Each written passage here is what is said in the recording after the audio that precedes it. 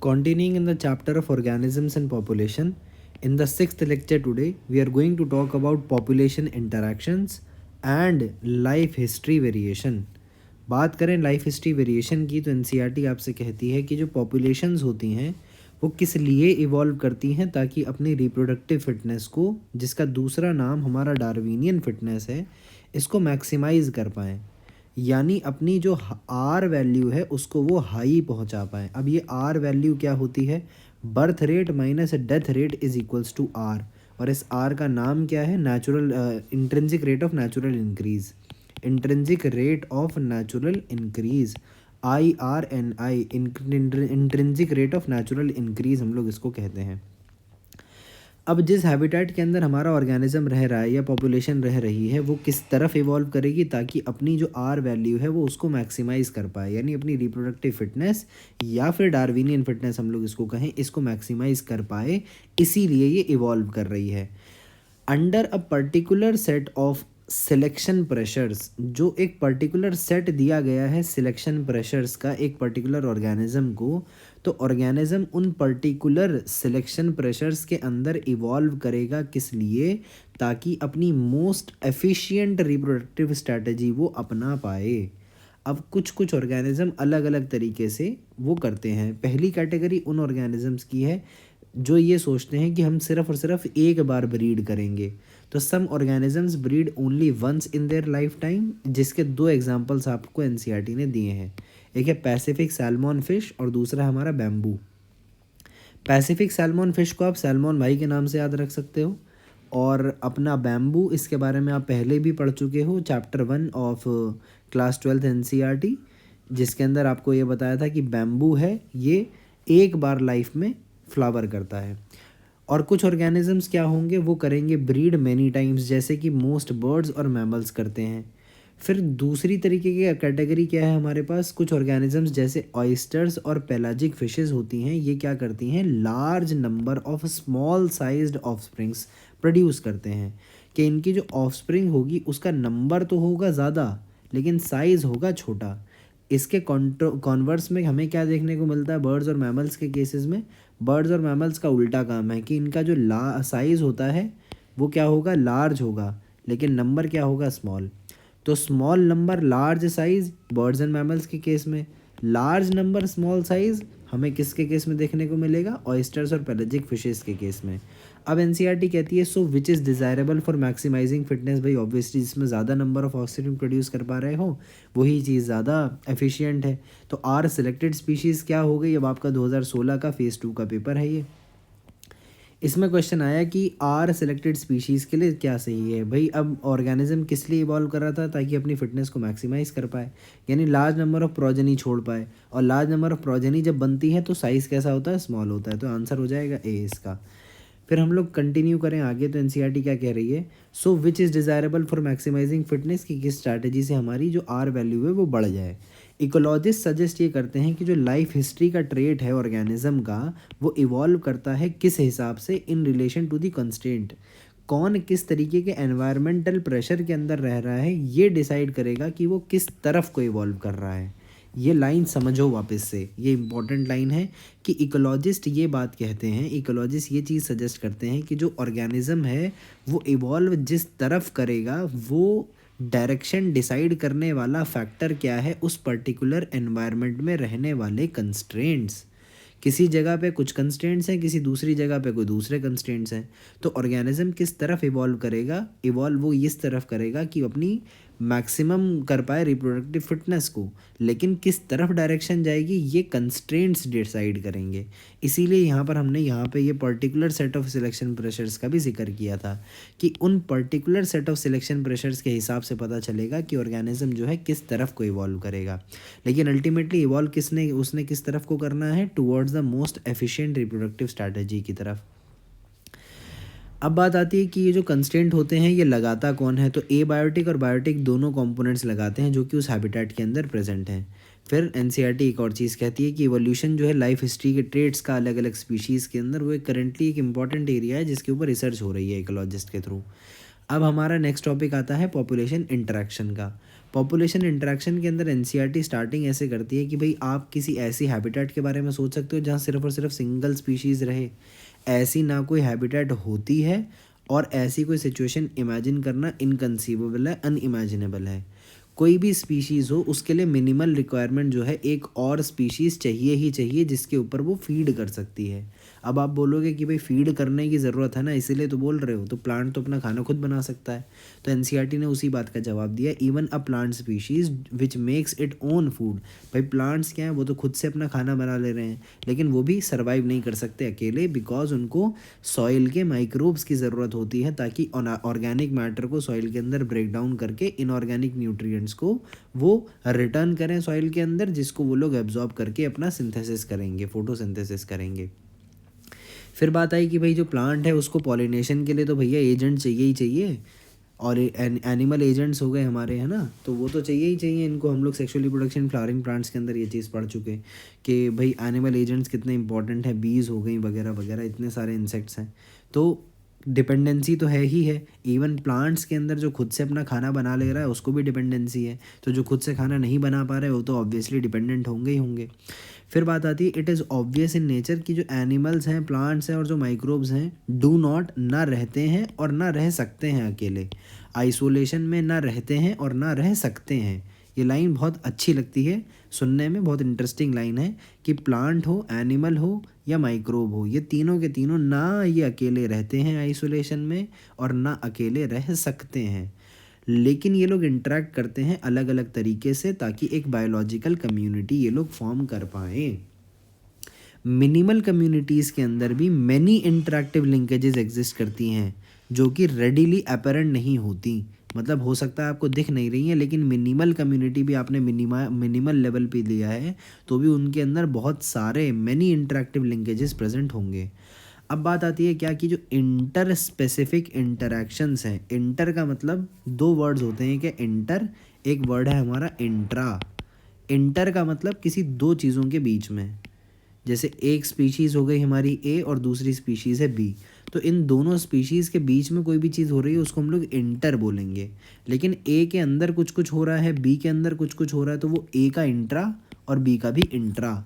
लेकिन इंटर के अंदर मतलब दो अलग अलग चीज़ों के बीच में, इंटर स्पेसिफिक मतलब दो स्पीशीज़ के बीच में, इंटर कम्युनल बोलेंगे तो दो कम्युनिटीज़ के बीच में, इंटरनेशनल बोलेंगे तो इंटरनेशनल का मतलब दो देशों के बीच में, इंट्रा इसका मतलब आएगा एक पर्टिकुलर देश के अंदर, इंट्रानेशनल यानी एक ही पर्टिकुलर देश की बात हो रही है, इंटरनेशनल का मतलब हो जाएगा दो अलग अलग देशों की बात हो रही है। अब इंटर स्पेसिफिक इंटरेक्शन का क्या मतलब हुआ कि दो स्पीशीज़ के बीच में होने वाला इंटरेक्शन जो है वो अराइज करता है किस वजह से कि इंटरेक्शन होता है पॉपुलेशन का दो अलग अलग स्पीशीज़ की।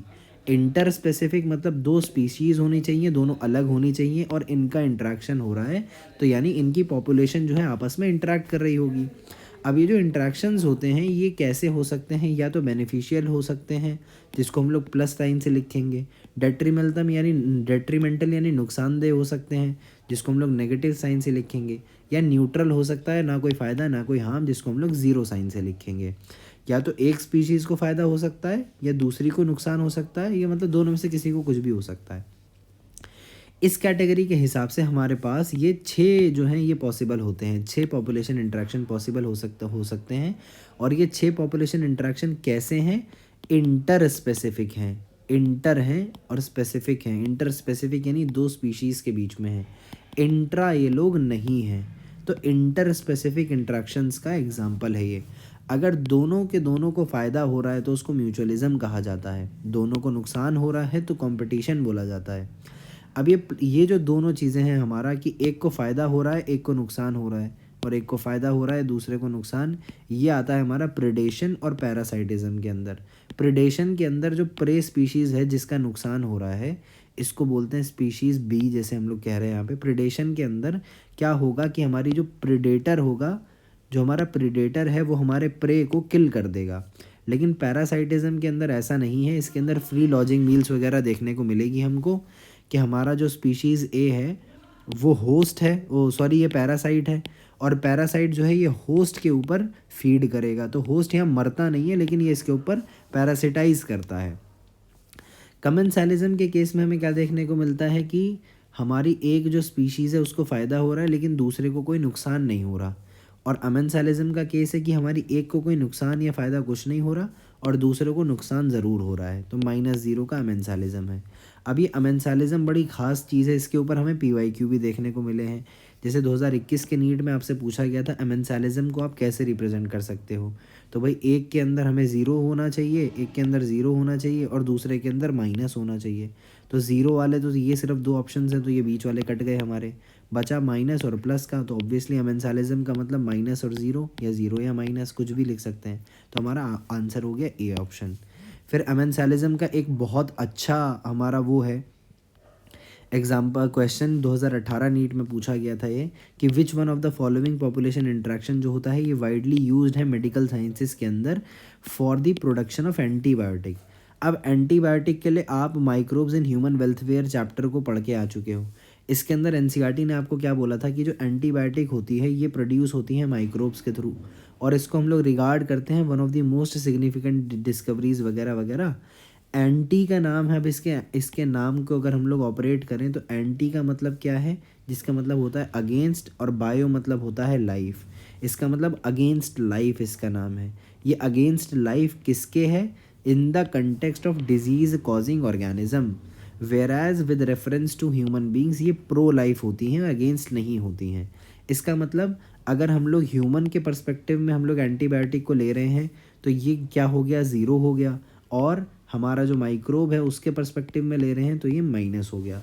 अब आप बोलोगे कि भाई ये जो एनसीईआरटी के अंदर लाइन लिखी है प्रो लाइफ, तो इस हिसाब से तो यहाँ पर हमें प्लस बनाना चाहिए। लेकिन मैं आपसे एक बात पूछता हूँ कि भाई अगर कोई डिजीज्ड माइक्रोब हमारी बॉडी में प्रेजेंट है तब हम लोग इसको कंज्यूम कर रहे हैं अगर एंटीबायोटिक को, तो हमें ये फ़ायदा कर रही है इसको मार के। लेकिन अगर मान लो ये ना हो हमारी बॉडी के अंदर और तब हम लोग कंज्यूम करें, तब कोई फ़ायदा मिलेगा हमें? नहीं मिलेगा। इसका ये मतलब है नॉर्मली हमें कुछ अफेक्ट नहीं करती, इसका बस ये काम है कि इसको जाके मारना है। तो ये जो इंट्रैक्शन एंटीबायोटिक वाला यूज़ हुआ ये कैसा हुआ, माइनस और ज़ीरो। इसका क्या मतलब है कि ये अमेंसालिज्म है हमारा। आई होप आपको ये समझ में आया हो कि किस तरीके से लिंक करके ये चैप्टर से पूछा गया है। बहुत अच्छा क्वेश्चन था ये।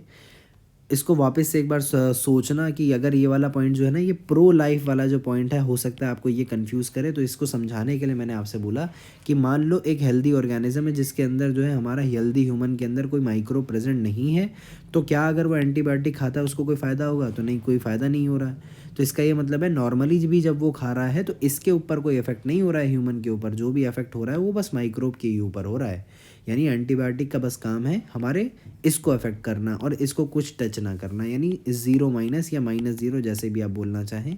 अमेंसालिज्म का केस है ये।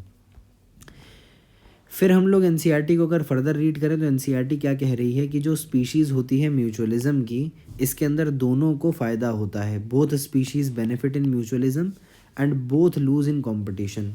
तो ये भी इस तरीके से क्वेश्चन बन सकता है, विच of the following is the population interaction, जिसके अंदर वो दोनों स्पीशीज़ का बेनिफिट होता है, तो वो म्यूचुअलिज्म है।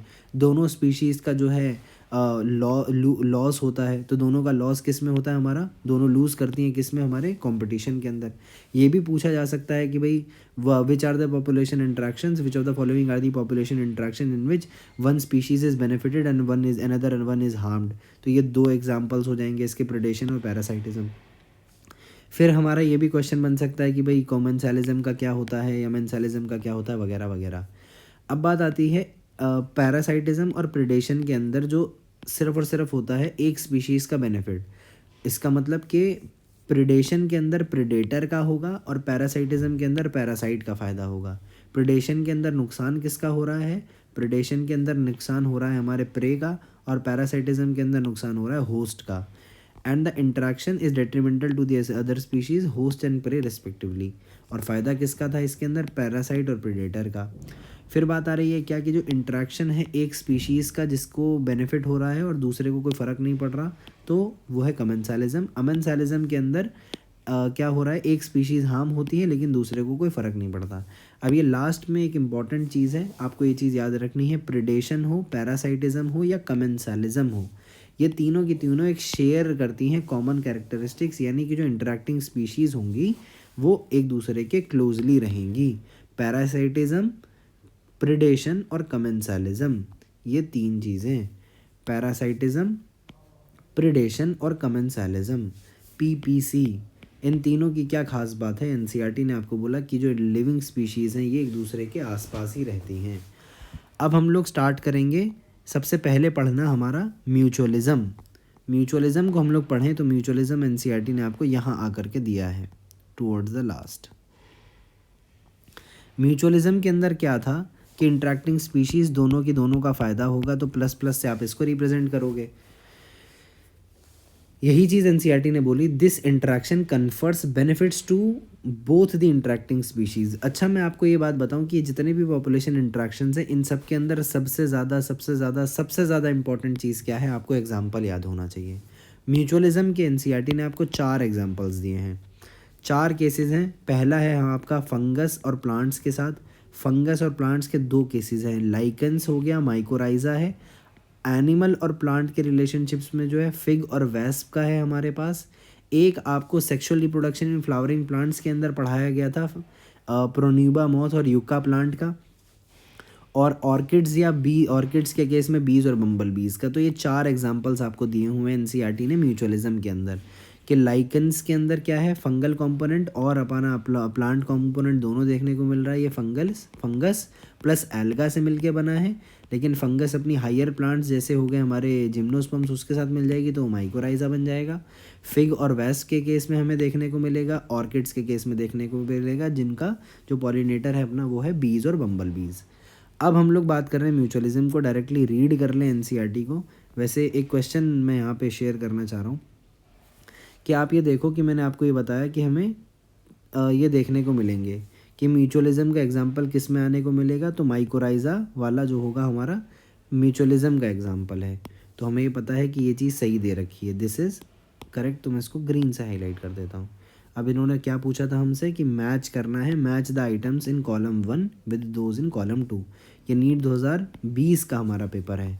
अब इसके अंदर आप देखो तो बी का आंसर 2 ही होना चाहिए, माइकोराइजा वाला क्या है, बी का 2। तो बी का 2 इन दोनों ऑप्शंस में है। फिर बात आती है हर्बीवोर प्लांट को खाएगा, तो एक तरीके से हर्बीवोर हमारा क्या है, प्रेडेटर है, और प्लांट क्या है हमारा, प्रे है। तो ए का हो जाएगा हमारा 3, ये ए का 3 है, तो ए का हमारा 3 हो गया, बी का 2 हो गया, बचे ये वाला ऑप्शन हमारा करेक्ट हो जाएगा। तो आंसर इज़ आर बी।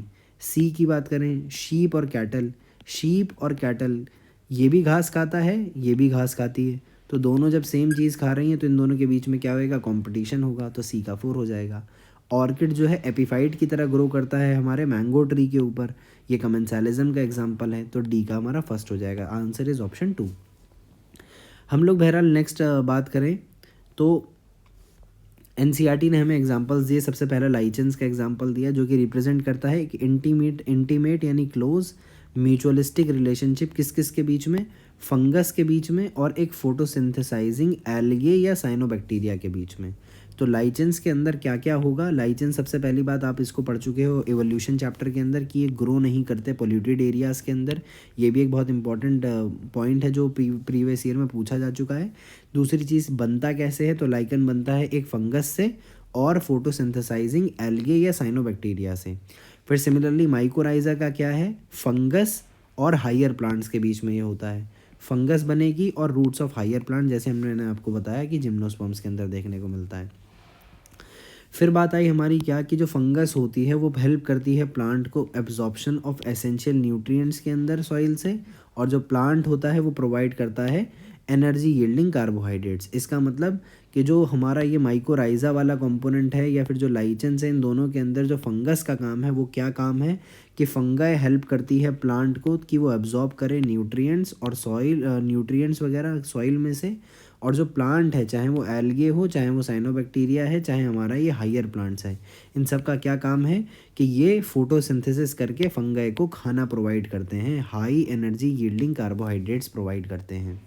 ये चीज़ क्लियर हुई। फिर बात आती है कि जो मोस्ट स्पेक्टैकुलर जो हमारा इवोल्यूशनरी फैसिनेटिंग एग्जांपल्स हैं म्यूचुअलिज्म के, वो आते हैं प्लांट और एनिमल के रिश्तों से।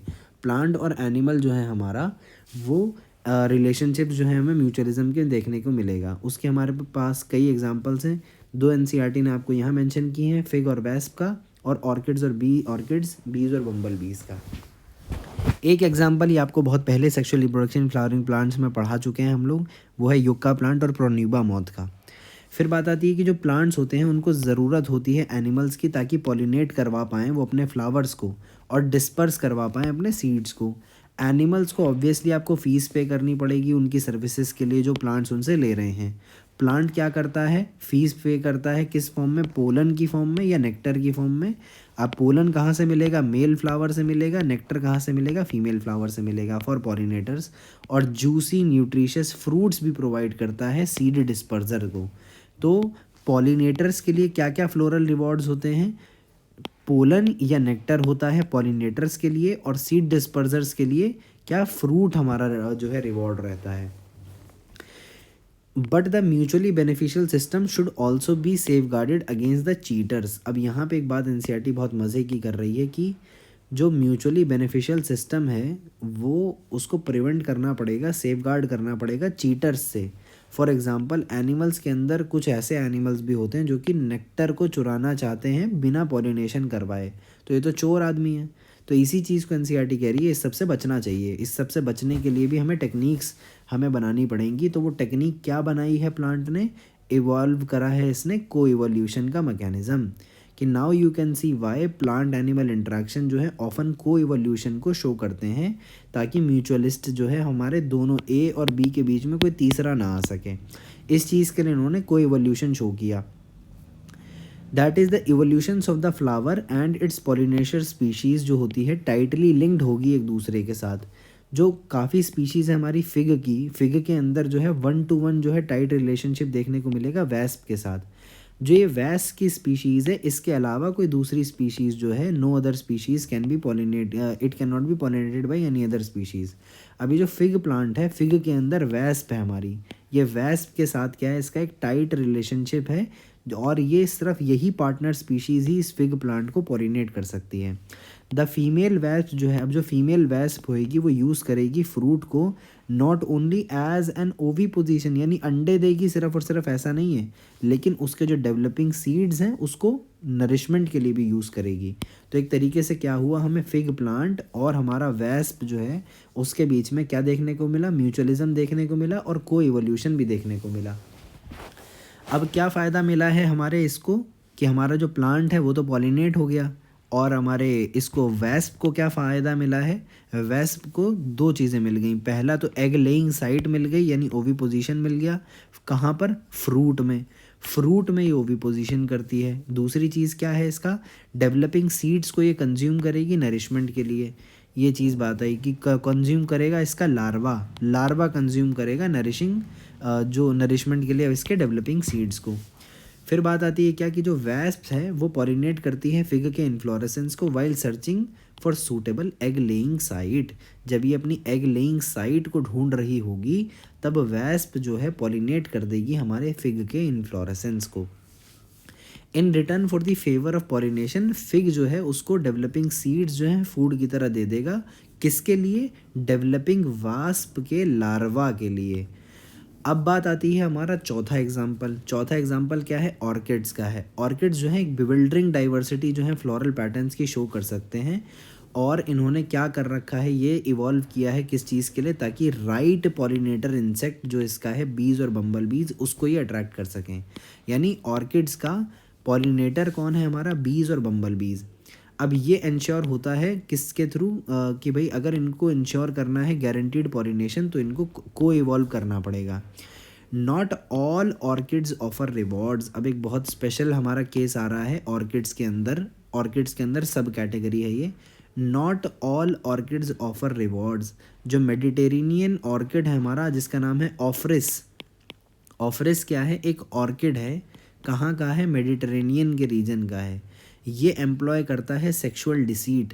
आपने अभी एनसीईआरटी ने आपको ऊपर यहाँ पढ़ाया था कि जो म्यूचुअली बेनिफिशियल सिस्टम है इसको सेफगार्ड करना पड़ेगा चीटर्स से, जो कि एनिमल्स के केस में क्या हो सकते हैं, नेक्टर को चुराने वाले इंसेक्ट्स। अब दूसरा केस आपके पास इन्हीं चीटर्स का आ रहा है, वो क्या आ रहा है, ये सेक्सुअल डिसीट का।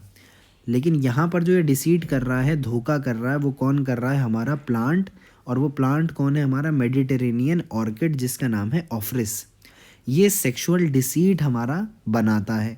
इसके अंदर क्या होता है, पॉलिनेशन अगर इसको करवानी है एक पर्टिकुलर स्पीशीज़ ऑफ बी से, तो इसकी एक पेटल जो है फ्लावर की, वो एक अनकैनी यानी स्ट्रेंज रिजेम्बलेंस रहेगी फीमेल के साथ।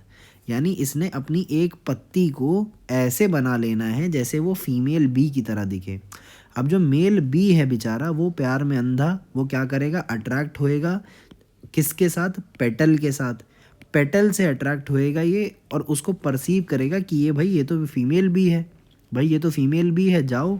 अब वो कॉपुलेट करता है, लेकिन एनसीईआरटी क्या कह रही है, सूडो कॉपुलेट्स, बिकॉज ऑब्वियसली वो जो भी लिपटा लिपटी कर रहा है वो पेटल के साथ हो रहा है। सूडो कॉपुलेशन जो हो रही है वो पेटल के साथ हो रही है, कोई फीमेल बी एक्चुअली में नहीं है वहाँ पर। तो pseudo copulates with the flower and during the process इसके अंदर क्या हो जाता है, पोलन जो है डस्ट हो जाएगा उसके ऊपर। When this same bee pseudo copulates with another flower, अब भाई ये वही बेचारा दीवाना आदमी, ये गया अब दूसरी फ्लावर के पास गया, ये अब वहाँ पर भी जाकर इसने सूडो कॉपुलेशन करी है। तो एक फ्लावर से क्या उठाया था इसने, पोलन उठाया था, दूसरी जगह पर जाकर इसने पोलन को ट्रांसफ़र कर दिया। वहीं पे 2 बार इसको सूडो कॉपुलेट करना पड़ेगा, तब जाके ये पोलन को ट्रांसफ़र करवा पाएगा और इसीलिए पॉलिनेट कर देगा ये फ्लावर को। Here you can see how coevolution operate. अगर फीमेल बी का कलर पैटर्न अगर जरा सा भी बदल गया किसी भी रीज़न से, तो पॉलिनेशन जो है वो हो नहीं पाएगी। तो pollination success will be reduced unless the orchid flower वापस से को इवॉल्व करेगा, ताकि अपनी रिजेम्बलेंस को वापस से फीमेल बी की तरह लेकर के आ सके। अब ये को इवोल्यूशन का जो यहाँ पे एनसीईआरटी बोल रही है वो क्या बताना चाह रही है कि भाई देखो, ये जो फीमेल बी के साथ रिजेम्बलेंस हो रहा है पत्ती का, एक पेटल का, तो वो कोइवोल्यूशन की वजह से ही तो है। तो ये बहुत इंटरेस्टिंग केस बन जाता है सेक्सुअल डिसीट का। तो 2 चीज़ें हो गई हमारी, ये जो चीटर्स हैं इसके केस में एनिमल्स भी देख लिया आपने, और एक केस में आपने यहाँ पर हमारा सेक्सुअल डिसीट देख लिया, किसके अंदर, मेडिटेरेनियन ऑर्किड ऑर्फिस के अंदर। अब बात आती है म्यूचुअलिज्म के अंदर 4 एग्जांपल्स क्या क्या थे। पहला एग्जांपल लाइचेंस था, दूसरा एग्जांपल माइकोराइजा, तीसरा एग्जांपल फिग और वेस्प का हो गया हमारा। फिग और वेस्प का एनसीईआरटी ने आपको यहाँ एग्जांपल भी दिखा रखा है कि ये हमारी वेस्प आई है, ये फिग का फ्रूट है हमारा और फ्लावर है हमारा, इसके अंदर आगे इसने पॉलिनेशन कंप्लीट करी है और अब जो है ये डेवलपिंग सीड्स को इसके लार्वा जो है खा भी रहे हैं। Wasp laying eggs in a fig fruit आप यहाँ देख सकते हो, और फिग फ्लावर जो है पॉलिनेट हो गया हमारे वेस्प से। लास्ट जो हमारा अब म्यूचुअलिज्म का एग्जांपल बचता है, वो आपने अगर सेक्सुअल रिप्रोडक्शन फ्लावरिंग प्लांट्स अगर वाली वीडियो मेरी देखी हो तो उसके अंदर जो है मैंने ये पढ़ाया था कि जो युक्का प्लांट होता है इसकी एक पर्टिकुलर स्पीशीज़ होती है जिसके अंदर रिलेशनशिप हमें देखने को मिलता है, किसके अंदर, कि युक्का प्लांट और प्रोन्यूबा मॉथ के अंदर। अब ये इंपॉर्टेंट किस लिए, बिकॉज ये पीवाईक्यू का एक क्वेश्चन है, ये पूछा भी जा चुका है कि 2018 में पूछा गया था, which one of the following plants shows a very close relationship with a species of moth where none of the two can complete it cycle without each other. तो ये आएगा हमारा युक्का प्लांट का। अब आप देखो कि ऑल्दो मैंने आपको ये प्रोन्यूबा मॉथ बता दिया था, लेकिन एनसीईआरटी ने आपको कोई एक्स्ट्रा इन्फॉर्मेशन दी नहीं है, तो नीट में भी आपसे कुछ एक्स्ट्रा पूछा नहीं गया। 2018 का पेपर बहुत अच्छे लेवल का पेपर था ये। तो इसके अंदर भी क्या पूछा है कि स्पीशीज़ ऑफ मॉथ और प्लांट युक्का, युक्का नाम दिया था तो उसने नीट में भी युक्का के बारे में ही पूछा है, प्रोन्यूबा के बारे में कुछ नहीं पूछा है, मॉथ का नाम नहीं आया है। लेकिन फिर भी स्पीशीज़ ऑफ मॉथ कौन सी होती है युक्का के साथ, प्रोन्यूबा होती है।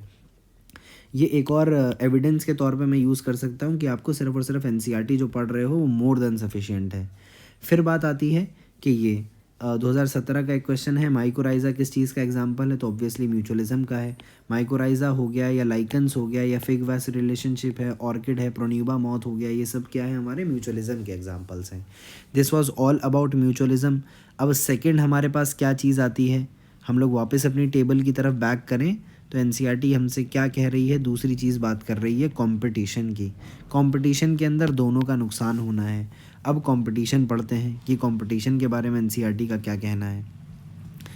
अब एनसीईआरटी क्या कहती है कि जब डार्विन ने बात करी थी हमारी स्ट्रगल ऑफ एग्जिस्टेंस के बारे में और सर्वाइवल ऑफ द फिटेस्ट के बारे में, तो डार्विन किस बारे में कन्विंस था, डार्विन वॉज कन्विंस्ड की था कि जो इंटर स्पेसिफिक, इंटर का मतलब 2 स्पीशीज़, अलग अलग स्पीशीज़ के बीच में इंटर स्पेसिफिक कंपटीशन जो होता है एक पोटेंट फोर्स होती है, किसके अंदर, ऑर्गेनिक एवोल्यूशन के अंदर। इट इज़ जनरली क्या बिलीव किया जाता है कि जो कंपटीशन होता है जब क्लोजली रिलेटेड स्पीशीज़ के अंदर होगा, क्लोजली रिलेटेड स्पीशीज़ के अंदर होगा और जब वो compete करेंगे सेम रिसोर्स के लिए जो कि लिमिटिंग होते हैं, लेकिन ऐसा एंटायरली ट्रू नहीं होता। वापस से इस चीज़ को समझो, जनरली क्या बिलीव किया जाता है कि कंपटीशन कहाँ पर होगा, दो ऐसी स्पीशीज़ के बीच में जो बहुत रिलेटेड हैं और एक ही खाने के लिए हम लोग अगर झगड़ा करेंगे तब सेम रिसोर्स के लिए झगड़ा हो रहा है उन स्पीशीज़ के बीच में जो क्लोजली रिलेटेड हैं और लिमिटिंग है।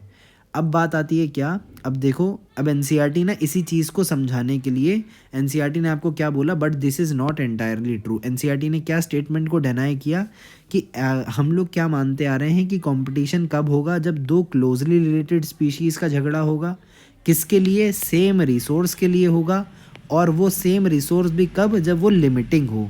अब ये वाली बात एनसीईआरटी ने आपको मना किया कि भाई ऐसा सच नहीं है। अब इसका एविडेंस एनसीईआरटी आपको अगले पैराग्राफ्स के अंदर देने वाली है। तो सबसे पहला एविडेंस एनसीईआरटी देगी कि भाई ज़रूरी नहीं है कि क्लोजली रिलेटेड स्पीशीज़ में ही झगड़ा हो रहा है। अब सबसे पहला एनसीईआरटी का एग्जांपल क्या है कि फर्स्टली टोटली अनरिलेटेड स्पीशीज़ भी जो हो सकती हैं वो compete कर सकती हैं सेम रिसोर्स के लिए। एग्जाम्पल के तौर पर साउथ अमेरिकन लेक्स के अंदर विजिटिंग फ्लेमिंगो जो है हमारी बर्ड है, और रेजिडेंट फिशेज़, ये बर्ड हो गई और ये फ़िश हो गई, कोई रिलेटेड स्पीशीज़ तो नहीं है, लेकिन ये दोनों अपने कॉमन फूड यानी जू प्लैंक्टन के लिए झगड़ा करते हैं। तो हम लोग क्या मानते आए थे, जनरली हम लोग क्या बिलीव करते आए थे कि जो कंपटीशन होता है वो क्लोजली रिलेटेड स्पीशीज़ के अंदर होता है। तो इसका जो है एनसीईआरटी ने यहाँ सबूत दे दिया कि भाई ऐसा ज़रूरी नहीं है कि क्लोजली रिलेटेड स्पीशीज़ के अंदर जो है सिर्फ क्लोजली रिलेटेड स्पीशीज़ के अंदर ही हमारा वो होगा। ये हमने जनरलाइज़ कर लिया था, तो ये हमारा जनरलाइजेशन गलत साबित हुआ, क्योंकि हमने इस एग्जांपल से ये देख लिया कि अनरिलेटेड स्पीशीज़ भी जो होती हैं उनके अंदर भी कंपटीशन एग्जिस्ट कर सकता है। फिर दूसरी बात आती है, secondly resources need not be limiting. अब दूसरा एनसीईआरटी ने बोला था कि जो रिसोर्स होता है वो लिमिट होना चाहिए कंपटीशन होने के लिए, तो यही चीज़ बोल रही है कि सेकेंडली रिसोर्सेज जो हैं ज़रूरी नहीं है कि उनको लिमिटेड होना पड़ेगा कंपटीशन होने के लिए। In interference competition the feeding efficiency of one species might be reduced. जो फीडिंग एफिशिएंसी है कि किस एफिशिएंसी से एक स्पीशीज़ खाना खा रही है वो कम भी हो सकती है इंटरफेरिंग और इनहिबिटिंग प्रेजेंस की वजह से दूसरी स्पीशीज़ के, अगर तो फूड और स्पेस जो है अबंडेंट है तो भी। तो अब हम बोलें कि भाई फिर इसकी डेफिनेशन क्या दें हम लोग, तो डेफिनेशन क्या है कि competition is best defined as a process जिसके अंदर जो एक स्पीशीज़ की फिटनेस है जिसको आप आर के टर्म्स में मेजर कर रहे हो वो सिग्निफिकेंटली लोअर हो जाएगी किसी दूसरी स्पीशीज़ की प्रेजेंस में। ये आपको याद रखना है, ये आपका स्टेटमेंट बेस्ड क्वेश्चन में बन सकता है। 4 स्टेटमेंट दे दें कि what is the best definition of आपका कंपटीशन, और आपको ये याद होना चाहिए कि कंपटीशन को आप बेस्ट डिफाइन कैसे करोगे, एक ऐसा प्रोसेस जिसके अंदर एक स्पीशीज़ की फिटनेस जो है वो सिग्निफिकेंटली लोअर हो जाएगी दूसरी स्पीशीज़ की प्रेजेंस में, यानी उसका जो आर वैल्यू है वो दूसरी स्पीशीज़ के प्रेजेंस में कम हो जाएगा। It is relatively easy to demonstrate in laboratory as Gauss ने और अदर एक्सपेरिमेंटलिस्ट जो थे उन्होंने किया था। जब रिसोर्सेज जो होते हैं लिमिटेड होते हैं तो जो कॉम्पिटिटिवली सुपीरियर स्पीशीज़ होएगी वो एलिमिनेट कर देगी हम बाकी स्पीशीज़ को, लेकिन जो एविडेंस हैं ऐसे कॉम्पिटिटिव एक्सक्लूजन के ये नेचर के अंदर हमेशा कंक्लूसिव नहीं होते। ये बहुत इंपॉर्टेंट लाइन है समझना, इसको वापस से समझो कि गॉस ने और जो बाकी के एक्सपेरिमेंटलिस्ट थे उन्होंने क्या बोला कि जब आप लिमिटेड कर दो किसको, हमारे रिसोर्सेज को, तो लैब के अंदर आपको क्या देखने को मिल रहा है कि जो कॉम्पिटिटिवली सुपीरियर स्पीशीज़ होती है वो लैब के अंदर इवेंचुअली एलिमिनेट कर देती है बाकी की स्पीशीज़ को, लेकिन इस चीज़ का जो एविडेंस है नेचर के अंदर यानी रियलिटी में हमेशा कंक्लूसिव नहीं होता। Strong and persuasive circumstantial evidence जो है एग्जिस्ट करते हैं कुछ केसेस के अंदर। अब क्या है कि भाई कुछ केसेस के अंदर ये पॉसिबल भी है, लेकिन आप कंक्लूड नहीं कर सकते ये स्टेटमेंट कि भाई ऐसा होता ही है, नहीं, आप ऐसा नहीं बोल सकते कि जो कॉम्पिटिटिवली सुपीरियर स्पीशीज़ है रिसोर्सेज के लिमिटेड होने पर वो जो कॉम्पिटिटिवली इन्फीरियर स्पीशीज़ हैं उसको एलिमिनेट कर देगी। आप ऐसा कंक्लूड नहीं कर सकते, आप इसको जनरलाइज नहीं कर सकते। लेकिन हाँ, आप ये कह सकते हो कि कुछ केसेस के अंदर आपको स्ट्रॉन्ग जो है एविडेंस मिल गए हैं, लेकिन आप फिर भी इस बात को जनरलाइज नहीं कर सकते। अब इसको समझाने के लिए एनसीईआरटी ने कुछ एग्जांपल्स दिए हैं। The Abingdon tortoise in Galapagos islands became extinct with in a year decades after the goats were introduced on the island. कि जो गैलापागोस आइलैंड के अंदर हमारा एबिंगडन टॉर्टॉइज था वो एक्सटिंक्ट हो गया था जब हमने गोट्स को इंट्रोड्यूस किया था आइलैंड के अंदर। क्यों? क्योंकि जो गोट्स थी उसकी ब्राउजिंग एफिशिएंसी जो थी वो ज़्यादा थी। इस वजह से क्या हुआ कि भाई अब एबिंगडन टॉर्टॉइज खा पा नहीं रहा इतना जितना हमारी गोट्स खा ले रही हैं, तो ये मर गया। इस तरीके से हुआ। Another evidence for the occurrence of competition in nature occurs from what it is called as competitive release. अब ये बहुत इंपॉर्टेंट है, इसके ऊपर भी क्वेश्चंस देखने को मिलते हैं। कॉम्पिटिटिव रिलीज का क्या मतलब है? एक स्पीशीज़ जिसकी जो डिस्ट्रीब्यूशन थी वो रेस्ट्रिक्टेड थी एक स्मॉल जियोग्राफिक एरिया के अंदर। क्यों? क्योंकि इससे कोई सुपीरियर प्रेजेंट था। लेकिन अगर आपने उस सुपीरियर को हटा दिया इज़ फाउंड, तो जो इन्फीरियर स्पीशीज़ थी उसको क्या देखने को मिलता है कि वो एक्सपैंड करती है अपनी डिस्ट्रीब्यूशनल रेंज को ड्रामेटिकली जब उसकी कॉम्पिटिटिव स्पीशीज़ को हमने रिमूव कर दिया। ये चीज़ बहुत इंपॉर्टेंट है कॉम्पिटिटिव रिलीज़ को समझना कि जो इन्फीरियर स्पीशीज़ है वो पहले क्या है, वो रेस्ट्रिक्टेड है एक छोटे से एरिया के अंदर। लेकिन जब हमने सुपीरियर स्पीशीज़ को रिमूव कर दिया एक्सपेरिमेंटली रिमूव, तो जो इन्फीरियर स्पीशीज़ है इसने अपनी एक्सपैंड कर ली क्या, डिस्ट्रीब्यूशनल रेंज ड्रामेटिकली एक्सपैंड करी। इसको हम लोगों ने बोला कि कॉम्पिटिटिव रिलीज़ की। अगर हमने सुपीरियर वाले स्पीशीज़ को हटा दिया तो कॉम्पिटिशन को रिलीज़ कर दिया, तो जो छोटी स्पीशीज़ है इन्फीरियर स्पीशीज़ है उसने अपनी डिस्ट्रीब्यूशन रेंज को ड्रामेटिकली एक्सपैंड कर लिया। फिर हमारे कॉनल भाई साहब आते हैं। कॉनल भाई साहब क्या बता रहे थे? कॉनल बता रहा था कि स्कॉटलैंड की बाला चाटा मारती है। कॉनल बता रहा था स्कॉटलैंड की बाला चाटा मारती है, ये याद रखना। कॉनल बता रहा था स्कॉटलैंड की बाला चाटा मारती है। अब कॉलन ने क्या काम किया? कॉनल ने काम किया स्कॉटलैंड में, स्कॉटलैंड के रॉकी सी कोस्ट के ऊपर काम किया। किसके ऊपर? बार्निकल्स के ऊपर।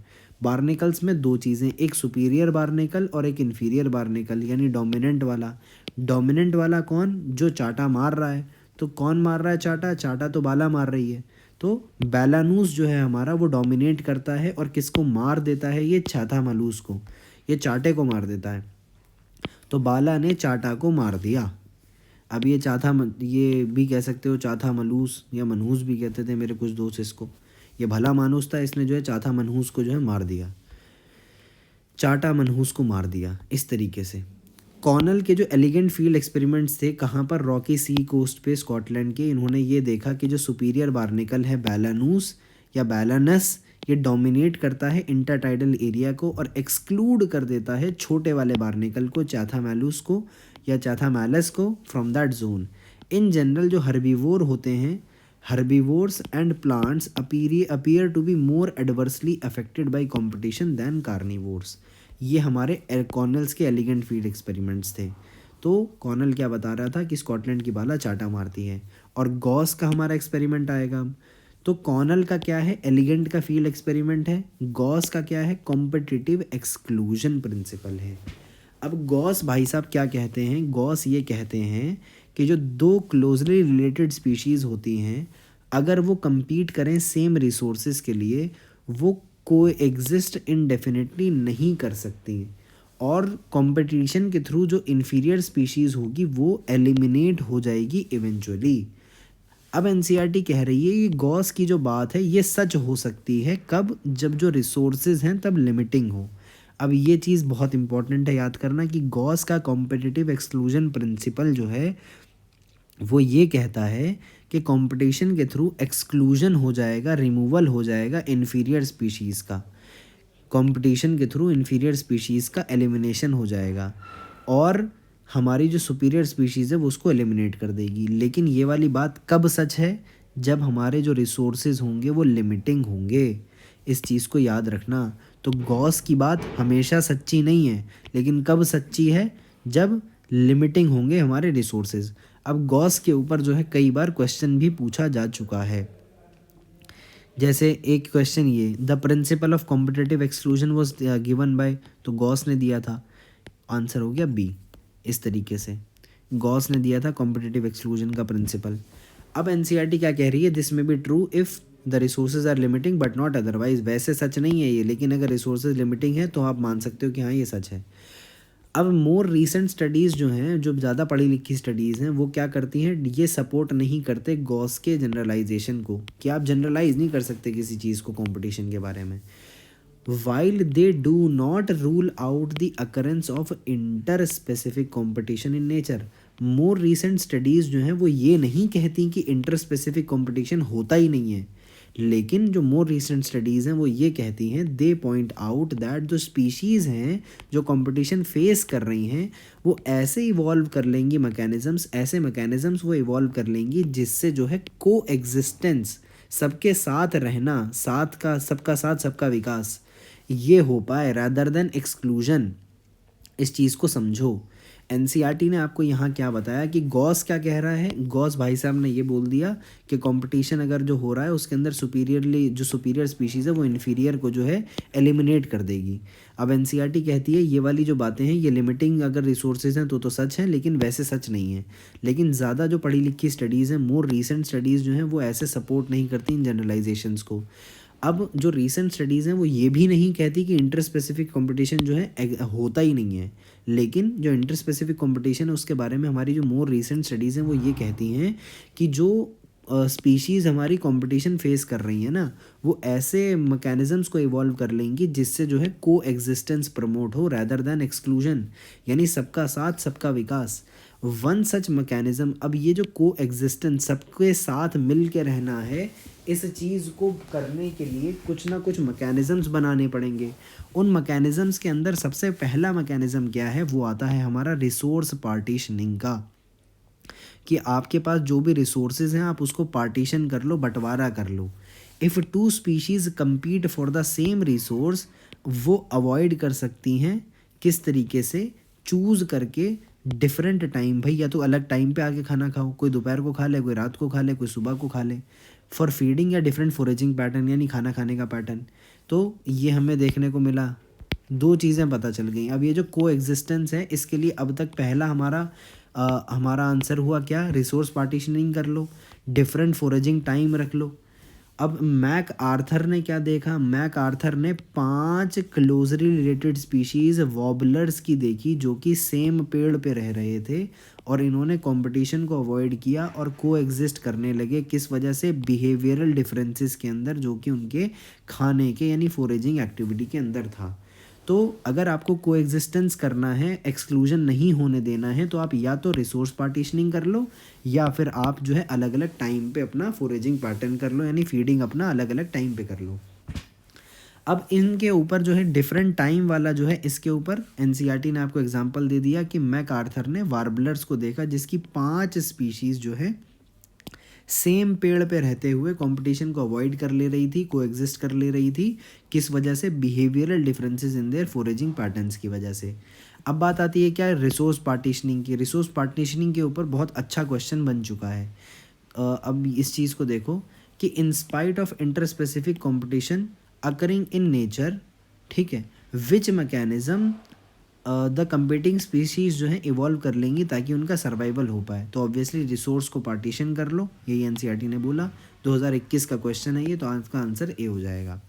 फिर आपकी बात आती है कि अब देखो, रिसोर्स पार्टीशनिंग को और गहराई में समझने के लिए ये वाला क्वेश्चन बहुत अच्छा है कि 2019 में ये पूछा गया था उड़ीसा वाले पेपर के अंदर कि कार्निवोरस एनिमल्स है हमारा, लायन भी और लेपर्ड भी, और ये जो है सेम नीश यानी सेम जगह पे रह रहे हैं। नीश क्या था, FRC, फंक्शन जो है, डिस्टिंक्ट फंक्शनल रोल, इसका क्या नाम है, इसकी जो कंडीशन ये टॉलरेट कर सकता है, और वैरायटी रिसोर्सेज के अंदर जो ये दे रहा है।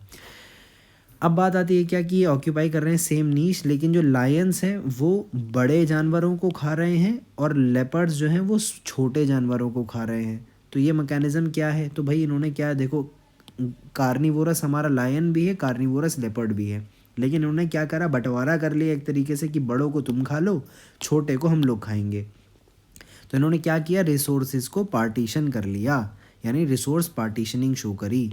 तो ये भी एक बहुत अच्छा क्वेश्चन लगा मुझे, इसलिए मैंने इसको यहाँ इंसर्ट कर लिया। तो ये था हमारा पूरा का पूरा कंपटीशन के अंदर हमें ये नाम बहुत इंपॉर्टेंट है। कॉर्नेल्स के एलिगेंट फील्ड एक्सपेरिमेंट, कॉर्नेल बता रहा था स्कॉटलैंड की बाला चाटा मारती है। कॉम्पिटिटिव रिलीज़ क्या होता है, ये बहुत इंपॉर्टेंट है। गॉस के कॉम्पिटिटिव एक्सक्लूजन प्रिंसिपल के बारे में बहुत सवाल पूछा गया है, ये कब सच है, तो ये सिर्फ तब सच है जब रिसोर्सेज जो है लिमिटिंग होंगे। फिर हमारे ये पता चला हमें कि कोएग्जिस्टेंस करने के लिए दो हमारे पास रास्ते हैं, रिसोर्स पार्टीशनिंग या डिफरेंट फोरेजिंग एक्टिविटीज़, और डिफरेंट फोरेजिंग एक्टिविटीज़ का सबूत दिया मैक आर्थर ने। और ये था हमारा पूरा का पूरा कंपटीशन। तीसरी चीज़ अब हमें जो पढ़नी है वो है प्रेडेशन और पैरासाइटिज्म। इन दोनों के अंदर हमें क्या देखने को मिलेगा, क्या चीज़, कि एक स्पीशीज़ का फ़ायदा होगा और दूसरी का नुकसान होगा। एक स्पीशीज़ का फ़ायदा, दूसरी का नुकसान इन प्रेडेशन एंड पैरासाइटिज्म। अब स्टार्ट करते हैं हम लोग प्रेडेशन से। अब हम लोग अगर बात करें प्रेडेशन के बारे में, तो प्रेडेशन के बारे में एनसीईआरटी क्या कह रही है कि क्या होगा अगर सारी की सारी जो एनर्जी फिक्स हमारे ऑटोट्रॉफिक ऑर्गेनिज्म कर रहे हैं उसको खाने वाला कोई हो ही ना। ये चीज़ जो एक सवाल एनसीईआरटी ने किया ना, ये एक बहुत इम्पोर्टेंट सवाल है जो कि इशारा करता है किस तरफ, कि जो हमारे प्रेडेटर्स होते हैं वो कॉन्ड्यूट्स ऑफ एनर्जी ट्रांसफ़र की तरह काम करते हैं, कि एक ट्रॉफिक लेवल से हायर ट्रॉफिक लेवल की तरफ जो है हमारी एनर्जी का ट्रांसफ़र होता है।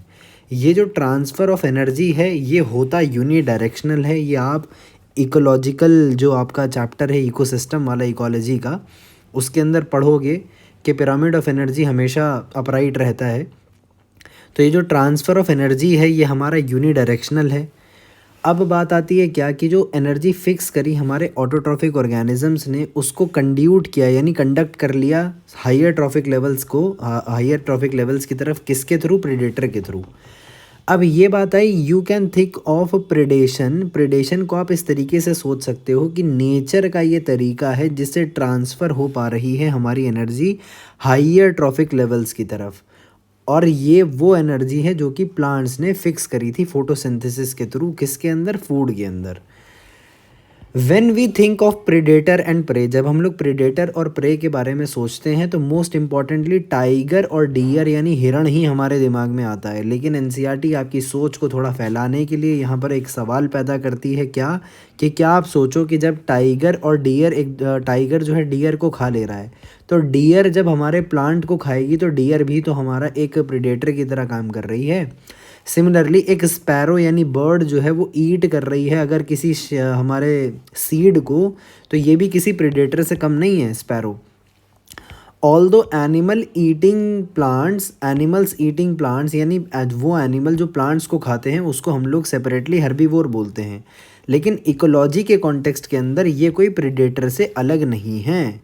These are not very different from the predators. आप इस चीज़ को समझ लो। अब ये वाला जो आपका बैकग्राउंड एनसीईआरटी ने तैयार किया, अब इसके बाद नेक्स्ट पैराग्राफ्स के अंदर एनसीईआरटी आपको यहाँ समझाने वाली है कि प्रेडेटर्स की इम्पोर्टेंस क्या है। तो सबसे पहली इम्पोर्टेंस जो है प्रेडेटर की एनसीईआरटी ने आपको बताई, वो क्या, कि ये जो है कंड्यूट्स फॉर एनर्जी ट्रांसफ़र की तरह काम करते हैं अक्रॉस द ट्रॉफिक लेवल्स। पहला है ये इम्पोर्टेंस, इसका प्रेडेटर का पहला इम्पोर्टेंस है क्या, कि ये एक्ट करते हैं as conduits for energy transfer across various trophic levels. दूसरे रोल्स क्या हैं इसका, कि ये करते हैं क्या, प्रे पॉपुलेशन को अंडर कंट्रोल रखते हैं। ये दूसरा इम्पॉर्टेंट पॉइंट हो गया हमारे प्रेडेटर का। अगर हम लोग इसके अंदर फर्दर बात करें तो एनसीईआरटी क्या कहती है, but for predators prey species जो हैं वो अचीव कर सकती हैं बहुत हाई पॉपुलेशन डेंसिटी और कॉज कर सकती है इकोसिस्टम की इनस्टेबिलिटी।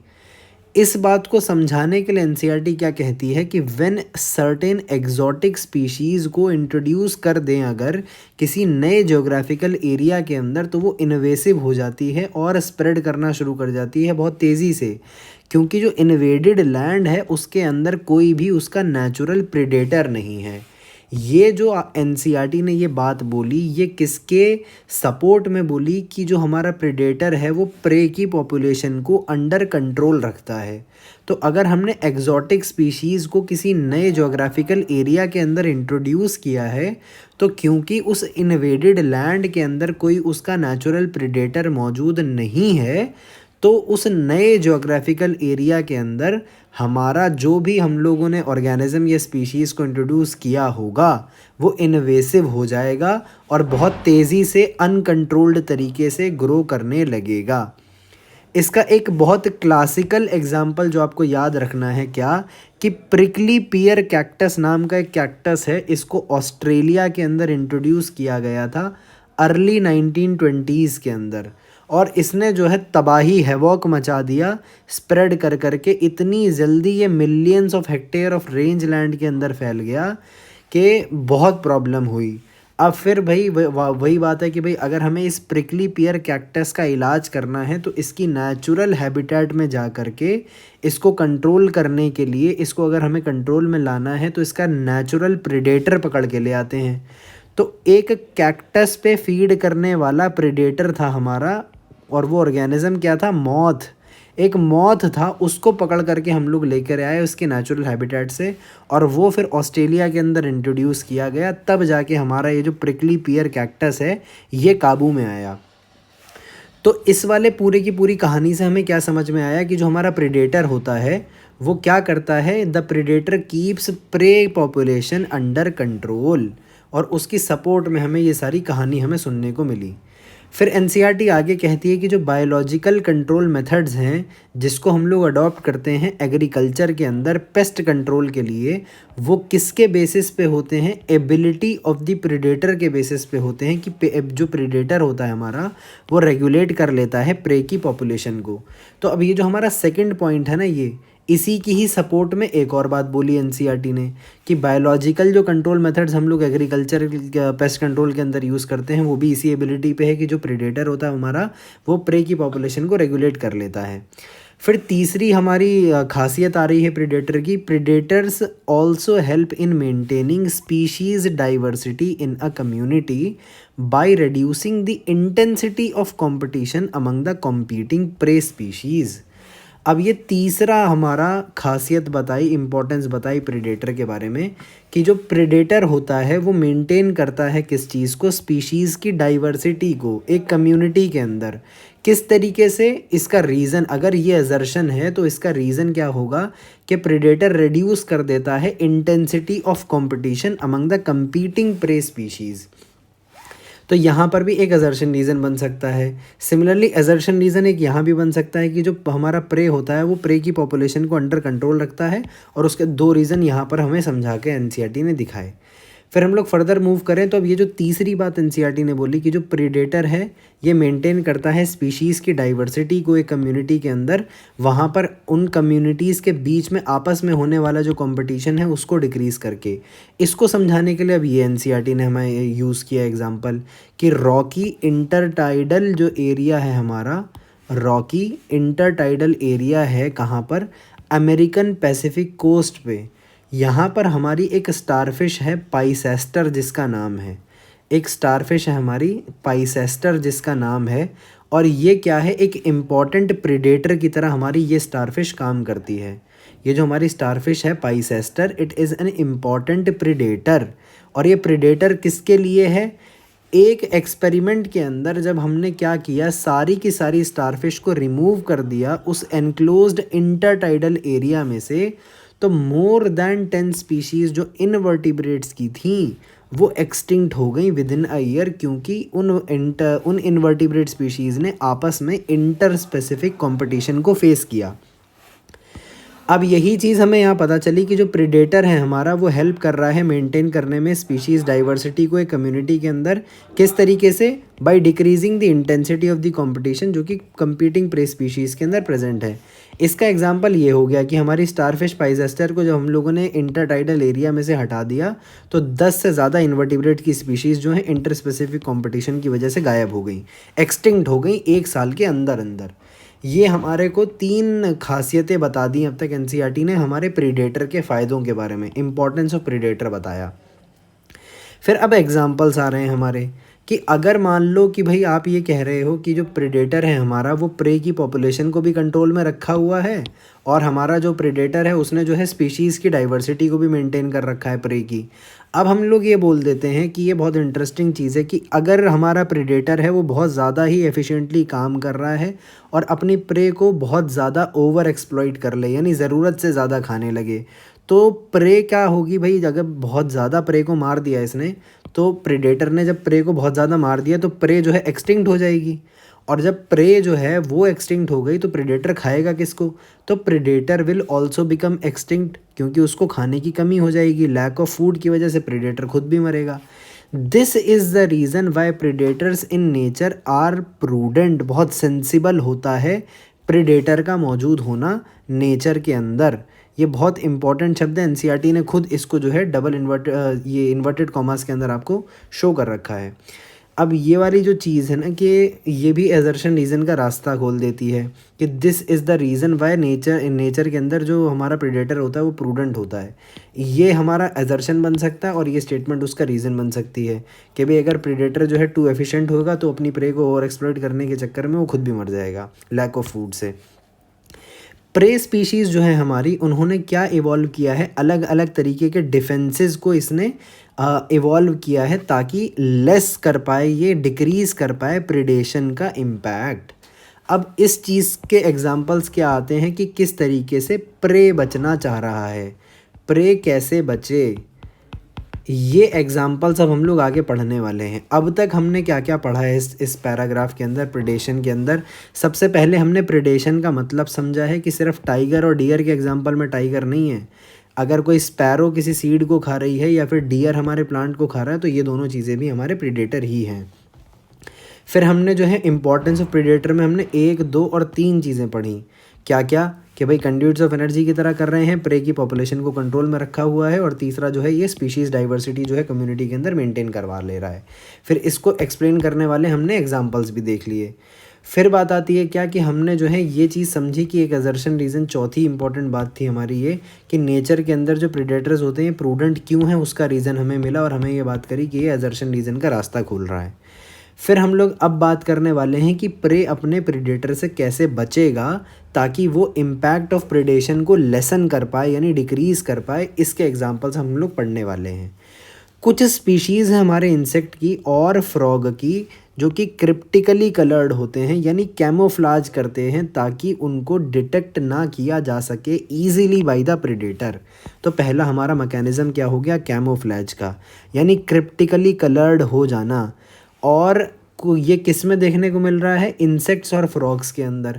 कि भाई मान लो हमारा इंसेक्ट है, वो पेड़ के ऊपर डार्क कलर का इंसेक्ट है, डार्क कलर का हमारा पेड़ का बार्क है, उसके ऊपर इंसेक्ट बैठा हुआ है, हमें पता ही नहीं चलेगा बैठा भी हुआ है। फ्रॉग्स भी इसी तरीके से जो है क्रिप्टिकली कलर्ड हो जाते हैं, कैमोफ्लेज हो जाते हैं कि ऐसे रंग में मिल गए कि हमें दिख ही नहीं रहा है कि वो बैठा भी है वहाँ पर कुछ। Some species of insects and frogs are cryptically coloured, यानी कैमोफ्लेज हो जाते हैं ताकि उनको डिटेक्ट ना किया जा सके प्रेडेटर के द्वारा। ये पहला हमारा एग्जाम्पल हो गया। दूसरा एग्जाम्पल आता है हमारा क्या कि दूसरी टेक्निक हमारा प्रे क्या इस्तेमाल करती है कि कुछ प्रे क्या करती है, अपने आप को जहरीला बना लेती है और इसीलिए प्रेडेटर उसको खाता ही नहीं है। प्रेडेटर को पता है कि भाई ये XYZ ऑर्गेनिज्म जो है ये जो है वो है, क्या नाम है, पॉइजनस है, ये पॉइजनस है, तो इसको खाऊंगा तो मैं खुद मर जाऊंगा। तो ये दूसरा एग्जाम्पल हो गया हमारा कि प्रे कैसे बचे। तो उसने प्रे ने क्या किया है, पॉइजनस हो गई है खुद से ही, तो अब उसको कोई खाएगा नहीं। तीसरा बहुत क्लासिकल और बहुत इंपॉर्टेंट एग्जांपल आता है हमारे मोनार्क बटरफ्लाई का कि मोनार्क बटरफ्लाई जो है बहुत हाईली डिसटेस्टफुल है। अब ये किस वजह से डिसटेस्टफुल है कि भाई खाने में अच्छी नहीं लग रही है, क्योंकि बटरफ्लाई ने एक केमिकल को एक्वायर किया है किस टाइम पे, जब ये कैटरपिलर की स्टेज में थी, एक पॉइजनस वीड को खाकर। यानी इस मोनार्क बटरफ्लाई ने एक हाईली डिसटेस्टफुल टेस्ट को एक्वायर कर लिया। और इसका प्रेडेटर कौन था, एक बर्ड है। ये भी इम्पॉर्टेंट है कि मोनार्क बटरफ्लाई को कौन खाएगा, एक बर्ड इसकी जो है प्रेडेटर है। अब ये स्पेशल केमिकल की वजह से हमारा हाईली डिस्टेस्टफुल हो गई है। अब बात आती है कि हाईली डिस्टेस्टफुल जिस केमिकल की खाने की वजह से हुई है, तो ये केमिकल आया कहाँ से। तो ये जो बटरफ्लाई है हमारी, इस केमिकल को इसने कब अटेन किया था, कैटरपिलर स्टेज के अंदर अटेन किया था, एक पॉइजनस वीड को कंज्यूम करके। तो अब तक हमारा ये तीसरा एग्जाम्पल आया। आगे हम लोग फर्दर बात करें प्लांट्स के केस में क्या देखने को मिल रहा है। प्लांट्स के केस में हर्बीवोर्स जो होते हैं वो प्रेडेटर्स होते हैं।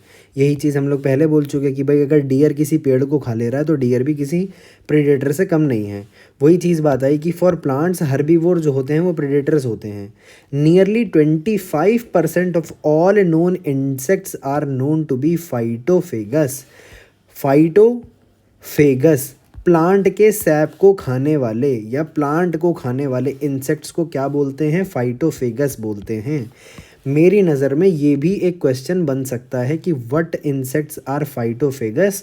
तो प्लांट सैप को खाने वाले या प्लांट के दूसरे पार्ट्स को खाने वालों को आप फाइटोफेगस बोलोगे। अब कितने परसेंट हैं ये? 25% हैं, बिकॉज एनसीईआरटी का डाटा है तो ये डाटा भी इम्पोर्टेंट। तो सबसे पहली बात तो कही क्या कि प्लांट्स के लिए हर्बीवोर्स जो होते हैं प्रेडेटर्स होते हैं। ये एक जनरल स्टेटमेंट है, याद रखनी है। अब बात आई क्या, नियरली 25% इंसेक्ट्स जो हैं वो फाइटोफेगस होते हैं, यानी प्लांट सैप और प्लांट के बाकी पार्ट्स के ऊपर ये खाना खाते हैं, डिपेंड करते हैं। प्रॉब्लम क्या है, पर्टिकुलरली सीवियर हो जाती है हमारे प्लांट्स के लिए, क्योंकि एनिमल्स की तरह प्लांट जो है दौड़ के भाग नहीं सकते। They can not run away from their predator. तो इसलिए प्लांट्स ने क्या मैकेनिज्म इस्तेमाल किया। अब हमने फिर वही बात कि प्रे बचे कैसे, तो प्लांट कैसे बचे भाई। एनिमल के केस में मान लो शेर आया है तो हमारा जो डियर है वो तो भाग जाएगा, तो कोशिश तो कर सकता है भागने की, प्लांट्स तो भाग नहीं सकते। तो यही चीज़ एनसीईआरटी कह रही है कि दे can not run away. Plants जो हैं एनिमल्स की तरह भाग तो सकते नहीं।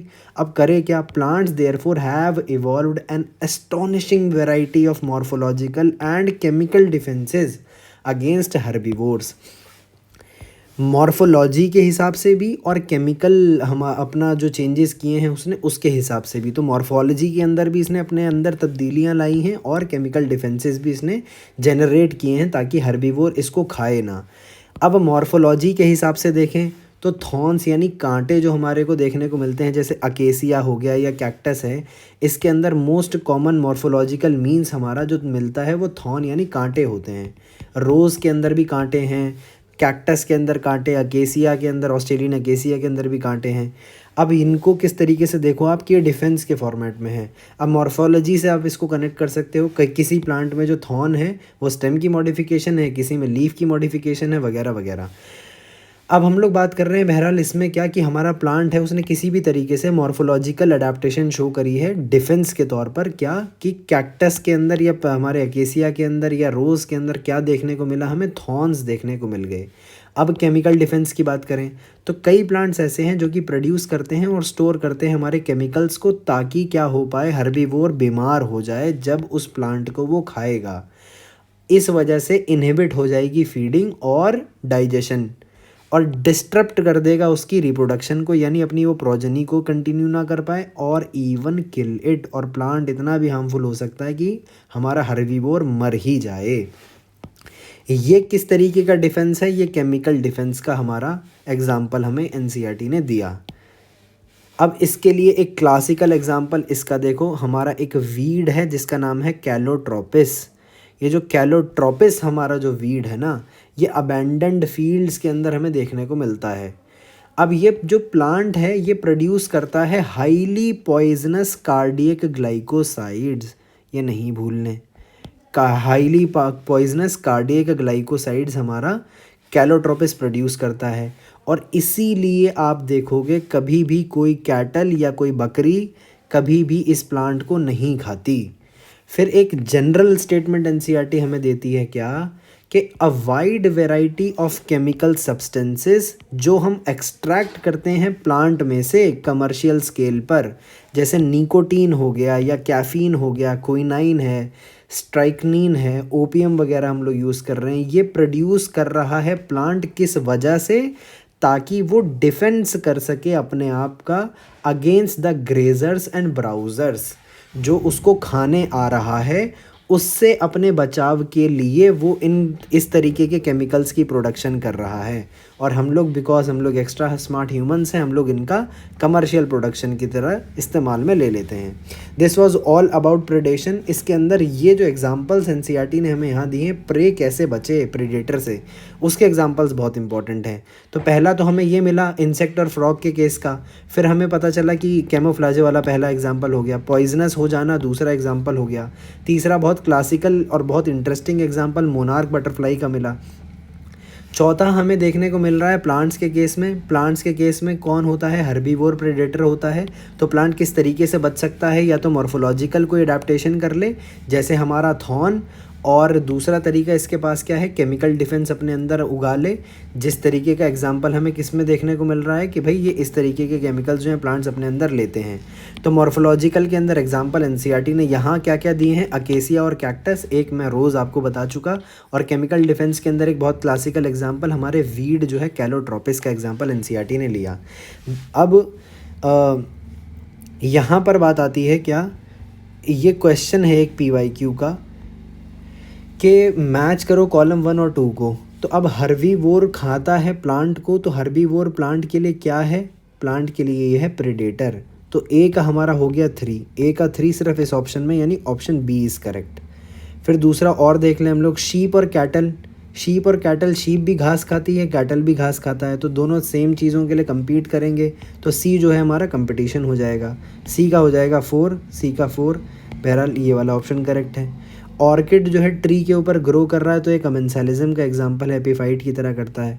और बचा हमारा माइकोराइजा और प्लांट्स का केस, तो ये म्यूचुअलिज्म है, बहुत क्लासिकल एग्जाम्पल है। माइकोराइजा हो या लाइकन्स हो, ये सब हमें किस में देखने को मिलता है, म्यूचुअलिज्म में देखने को मिलता है। म्यूचुअलिज्म के 4 एग्जाम्पल्स मैंने आपको बताए। तो this was all about predation वाले हैं पैरासाइटिज्म के बारे में। अब तक हम लोग जो है प्रेडेशन वगैरह सब देख चुके हैं। अब हमारी बात आती है किसकी, पैरासाइटिज्म की। तो हम लोग म्यूचुअलिज्म पढ़ चुके, कंपटीशन पढ़ चुके, प्रेडेशन पढ़ चुके, पैरासाइटिज्म हम लोग पढ़ने वाले हैं। प्रेडेशन और पैरासाइटिज्म और कमेंसालिज्म में क्या कॉमन चीज़ थी, एनसीईआरटी ने आपको बताया था कि इन तीनों के अंदर इंटरेस्टिंग बात यह है कि इंटरेक्टिंग स्पीशीज़ जो है वो दे लिव क्लोजली, ये कॉमन कैरेक्टरिस्टिक है इनका। अब बात आती है पैरासाइटिज्म, हम लोग स्टार्ट करें तो लेट्स स्टार्ट पैरासाइटिज्म। पैरासाइटिज्म के अंदर क्या है कि भाई इस सबसे बड़ा डिफरेंस इसके अंदर अगर प्रेडेशन से देखें तो प्रे को मार दिया जाता है प्रेडेशन के अंदर, पैरासाइटिज्म में ऐसा नहीं होता। लेकिन फिर वही रिप्रेजेंटेशन इसका कैसा है, प्लस माइनस, एक हमारा वो है पैरासाइट है उसको फ़ायदा होगा और हमारे होस्ट को होगा नुकसान। कंसिडर करो पैरासिटिक मोड ऑफ लाइफ, ये क्या इंश्योर करता है, फ्री लॉजिंग एंड मील्स। अब ये जो शब्द एनसीईआरटी ने यूज़ किया ना, ये बहुत इंपॉर्टेंट बन जाता है। आपसे डायरेक्टली इसको दे करके भी क्वेश्चन पूछ सकता है कि फ्री लॉजिंग और मील्स किस में देखने को मिलेगी, तो पैरासाइटिज्म के अंदर देखने को मिलेगी। कोई सरप्राइज़ वाली बात ये नहीं है कि जो पैरासाइटिज्म है ये इवॉल्व हुआ है इतने सारे टैक्सोनॉमिक ग्रुप्स के अंदर, प्लांट्स और हायर वर्टिब्रेट्स के अंदर। क्यों सरप्राइज़ करने वाली बात नहीं है, क्योंकि ये फ्री लॉजिंग और मील्स प्रोवाइड करता है। अब ये वाली बात भी हमारा एक एजर्शन रीज़न का रास्ता खोल देती है, क्योंकि एनसीईआरटी क्या कह रही है कि जो पैरासाइटिक मोड ऑफ लाइफ है ये इंश्योर करता है फ्री लॉजिंग एंड मील्स, और इसीलिए ये सरप्राइजिंग नहीं है कि जो पैरासाइटिज्म है ये इवॉल्व हो गया इतने सारे taxonomic groups of plants and animals के अंदर या हायर वर्टिब्रेट्स के अंदर। अब मैनी पैरासाइट्स जो हैं हमारे वो इवॉल्व कर गए किस चीज़ के लिए, एक पर्टिकुलर होस्ट के लिए, कि वो होस्ट स्पेसिफिक बन जाएं। इसलिए हमारे बहुत सारे जो पैरासाइट्स हैं वो इवॉल्व कर गए। अब होस्ट स्पेसिफिक होने का क्या मतलब है कि वो सिर्फ़ और सिर्फ एक पर्टिकुलर स्पीशीज़ ऑफ होस्ट को ही पैरासिटाइज कर सकते हैं और सिर्फ उसी के ही अंदर रहेंगे या उसी के ही ऊपर रहेंगे। इस तरीके से क्या हो रहा है, बोथ होस्ट भी और जो पैरासाइट है ये को इवॉल्व करने की कोशिश करता है। यानी कि क्या कि अगर होस्ट ने इवॉल्व किया है कोई ऐसा स्पेशल मैकेनिज़्म जिससे हमारा जो पैरासाइट है वो या तो रिजेक्ट हो जाए या फिर उसको रेजिस्टेंस देखने को मिले, तो जो पैरासाइट है उसको इन रिजेक्शन और रेजिस्टेंस को हमारा नल्लीफाई करने के लिए या काउंटरएक्ट करने के लिए ऐसे मैकेनिज़म्स को इवॉल्व करना पड़ेगा ताकि होस्ट का एफर्ट न्यूट्रलाइज हो जाए और वो सक्सेसफुली अपनी सेम होस्ट के अंदर वापस से रह सके। ये चीज़ बहुत इम्पॉर्टेंट है, आप इसको भूलना नहीं कि को इवॉल्व की बात एनसीईआरटी ने आपसे कही है फिर से, किसके अंदर, पैरासाइटिज्म के अंदर, कि भाई हमारा जो होस्ट है उसको और हमारे जो पैरासाइट साहब हैं उनको दोनों को को इवॉल्व करना पड़ेगा। होस्ट को को इवॉल्व करना पड़ेगा किस वजह से, अगर होस्ट ने कुछ भी तब्दीली कर ली तो भैया हमारा जो है रिजेक्ट हो जाएगा या रेजिस्ट हो जाएगा पैरासाइट, इसलिए पैरासाइट को नल्लीफाई और काउंटरैक्ट करने के लिए इवॉल्व होना पड़ेगा। In accordance with their lifestyle parasites जो हैं इवॉल्व करते हैं स्पेशल अडेप्टेशंस, जैसे, अब ये बहुत इंपॉर्टेंट चीज़ें हैं, ये पैरासाइट्स के फीचर्स बता रही है NCERT. In accordance with their lifestyle, जो पैरासाइट्स होते हैं वो इवॉल्व करते हैं ऐसी स्पेशल अडेप्टेशंस जैसे कि loss of unnecessary sense organs, presence होना अडहेसिव ऑर्गन्स का या सकर्स का, ताकि वो होस्ट से चिपक सकें। तो कोई सेंसरी ऑर्गन उनके पास नहीं होता, कोई हमें ऑर्गन्स किस तरीके के देखने को मिलते हैं, अडहेसिव ऑर्गन्स देखने को मिलते हैं ताकि वो अडहेयर कर पाएँ, चिपक पाएँ, या सकर्स देखने को मिलते हैं ताकि वो क्लिंग कर पाएँ होस्ट से। कोई डाइजेस्टिव सिस्टम उनके अंदर देखने को नहीं मिल रहा, ऑब्वियसली भाई डाइजेस्टिव फूड तो सारा का सारा होस्ट दे रहा है उनको, तो होस्ट से चुरा ले रहे हैं, तो खुद का डाइजेशन की करने की ज़रूरत नहीं है, तो कोई डाइजेस्टिव सिस्टम भी नहीं होना चाहिए। अच्छा, अब होस्ट के अंदर क्या है, हाई रिप्रोडक्टिव कैपेसिटी इनकी होनी चाहिए, तभी जो है इसकी जनरेशन आफ्टर जनरेशन मेंटेन रह पाएगी। फिर बात आती है क्या कि जो लाइफ साइकिल है पैरासाइट्स की, ये बहुत कॉम्प्लेक्स होती है अमूमन, तो इन्वॉल्व करती है एक या एक से ज़्यादा इंटरमीडिएट होस्ट को या वेक्टर को, ताकि फैसिलिटेट हो पाए हमारा पैरासिटाइजेशन ऑफ इट्स प्राइमरी होस्ट। अब बात आती है क्या कि जो ह्यूमन लीवर फ्लूक का एग्जांपल लेती है एनसीईआरटी, कि ह्यूमन लीवर फ्लूक जो है ये एक नेमाटोड पैरासाइट है। पहली बात तो ये नेमाटोड नहीं है, आप इसको सर्च करना कि ये किस में पड़ेगी, हमारा प्लैटीहेलिमिंथीज में पड़ेगी। नेमाटोड का मतलब एस्केलिमिंथीज होता है, तो बहरहाल ये एक रेक्टिफिकेशन है, आप अपने में डाल लेना, इसको नोट्स के अंदर ऐड कर लेना। तो ह्यूमन लिवर फ्लूक जो है ये डिपेंड करती है दो इंटरमीडिएट होस्ट के ऊपर। अब वो क्या क्या है, एक है अपना स्नेल और दूसरी है हमारी फ़िश, ताकि अपनी लाइफ साइकिल को वो कंप्लीट कर पाए। जो मलेरियल पैरासाइट है उसको क्या चाहिए, उसको वेक्टर चाहिए हमारा क्या, मस्कीटो, ताकि दूसरे होस्ट की तरफ स्प्रेड कर पाए। मेजॉरिटी ऑफ द पैरासाइट्स जो हैं हार्म करते हैं होस्ट को और उनके सर्वाइवल को, उनकी ग्रोथ को और उनकी रिप्रोडक्शन को डिक्रीज़ कर देते हैं, और होस्ट की ही पॉपुलेशन डेंसिटी को अल्टीमेटली डिक्रीज़ कर रहे हैं। They might render the host more vulnerable to predation by making it physically weak। जो हमारा पैरासाइट है ये इसको रेंडर कर सकता है, मोर वल्नरेबल बना सकता है प्रेडेशन के लिए, उसको हमारे होस्ट को फिज़िकली वीक बनाकर। ये चीज़ भी बहुत इम्पॉर्टेंट है, एक एक लाइन एनसीईआरटी की जो है पूछी जा सकती है और पूछी जाती भी है, कि हमारा जो पैरासाइट है वो हमारे होस्ट को ज़्यादा वल्नरेबल बना देता है प्रेडेशन के लिए, प्रेडेशन के तरफ, by making it physically weak. ये आपसे ट्रू और फॉल्स वाली स्टेटमेंट में भी पूछा जा सकता है, या एजर्शन रीज़न भी पूछा जा सकता है कि भाई ये मोर वल्नरेबल बना देता है हमारा पैरासाइट हमारे होस्ट को कि प्रेडेशन के लिए। इसका रीज़न क्या है, क्योंकि वो फिज़िकली वीक बन जाता है। Do you believe that an ideal parasite should be able to thrive within the host without harming it? भाई एक आइडियल पैरासाइट क्या होना चाहिए था, कि भाई अगर आप खुद सोचो, एनसीईआरटी ने आपसे क्वेश्चन जो पूछा है तो किस लिए पूछा है। अब एनसीईआरटी ने तुरंत आपको ऊपर क्या बताया पहले, कि जो मेजॉरिटी ऑफ दी पैरासाइट होते हैं ये हार्म करते हैं होस्ट को। भाई रह रहा है कहाँ पर, होस्ट के अंदर रह रहा है और होस्ट ही को हार्म कर रहा है, तो अल्टीमेटली अगर होस्ट मर गया तो ये रहेगा कहाँ, तो जिस थाली में खा रहा है उसी में छेद कर रहा है हमारा पैरासाइट। ये चीज़ एनसीईआरटी कह रही है कि अगर आप क्या बिलीव करते हो कि जो आइडियल पैरासाइट है तो वो क्या करना चाहिए, अगर वो थ्राइव कर पाना है उसको अपने होस्ट के अंदर तो उसको हार्म नहीं करना चाहिए, हम भी यही मानते हैं। Then why didn't natural selection led to the evolution of such totally harmless parasite. अब आपने जो ये हामी भरी है, एनसीईआरटी को पता है आप हामी भरोगे, तो उसी लिए एनसीईआरटी ने आपसे तुरंत दूसरा सवाल पूछा है कि भाई तो फिर नेचुरल सिलेक्शन ने ऐसा इवोल्यूशन क्यों नहीं कर लिया कि भाई टोटली हार्मलेस पैरासाइट्स बन जाएँ। अब बात आती है एनसीईआरटी आगे क्या बात करती है, आपसे एक्टोपैरासाइट्स और एंडोपैरासाइट्स के बारे में बात करने वाली है। तो पैरासाइट जो external surface of the host के ऊपर रहते हैं और फीड करते हैं, that feed on the external surface, उनको बोला एक्टोपैरासाइट। मोस्ट फेमिलियर एग्जाम्पल इस ग्रुप का क्या है हमारा ह्यूमंस के केस में, सर में लाइसिस यानी जिसको आप हिंदी में जूं कहते हो, या फिर डॉग्स के ऊपर टिक्स देखने को मिलती हैं। बहुत सारी मरीन फिश ऐसी हैं जो कि इन्फेस्टेड होती हैं एक्टोपिक एक्टोपैरासाइट्स के साथ, जिसका नाम क्या है हमारा कोपपॉड्स। एक्टो का मतलब ही होता है बाहर, एक्टोपैरासिटिक कोपपॉड्स। तो क्या क्या एग्जांपल दे दिए अब तक, लाइस ऑन ह्यूमंस एक्टोपैरासाइट है, टिक्स ऑन डॉग्स एक्टोपैरासाइट है, फिश के ऊपर, मरीन फिशेस के ऊपर, अब देखो ये मरीन वर्ड डाल दिया इन्होंने, फ्रेश वाटर नहीं है, मरीन फिशेस के ऊपर एक्टोपैरासाइटिक कोपपॉड्स हमें देखने को मिल रहे हैं। कैस्कटा जो है जिसको आप अमरबेल बोलते हो, एक पैरासिटिक प्लांट है जो कि कॉमनली फाउंड होता है कहाँ पर, हेज प्लांट्स के ऊपर ग्रो कर रहा होता है, और अपना क्लोरोफिल ये लूज़ कर चुका है। लीव्स जो है इसके, लीव्स भी गायब हैं इसके अंदर, ना तो इसके अंदर क्लोरोफिल है और ना इसके अंदर लीव्स हैं। इस चीज़ को याद रखना, कैस्कटा हमारी अमरबेल है। इसको कंफ्यूज कर देते हैं काफ़ी बच्चे किसके साथ, हमारे कैलोट्रोपिस के साथ, जिसको आप अपने अभी प्रेडेशन के अंदर पढ़ा है। तो ये कैस्कटा है हमारा। कैस्कटा जो है हमारा पैरासिटिक प्लांट है, ये येलो कलर का होता है। किस वजह से येलो होता है, क्योंकि अपना क्लोरोफिल ये लूज़ कर चुका है और अपने पत्ते भी जो लीव्स हैं उसको भी लूज़ कर चुका है। न्यूट्रिशन कहाँ से लेगा, प्लांट से लेगा ऑब्वियसली, जिसके ऊपर ये पैरासाइट की तरह बना हुआ है।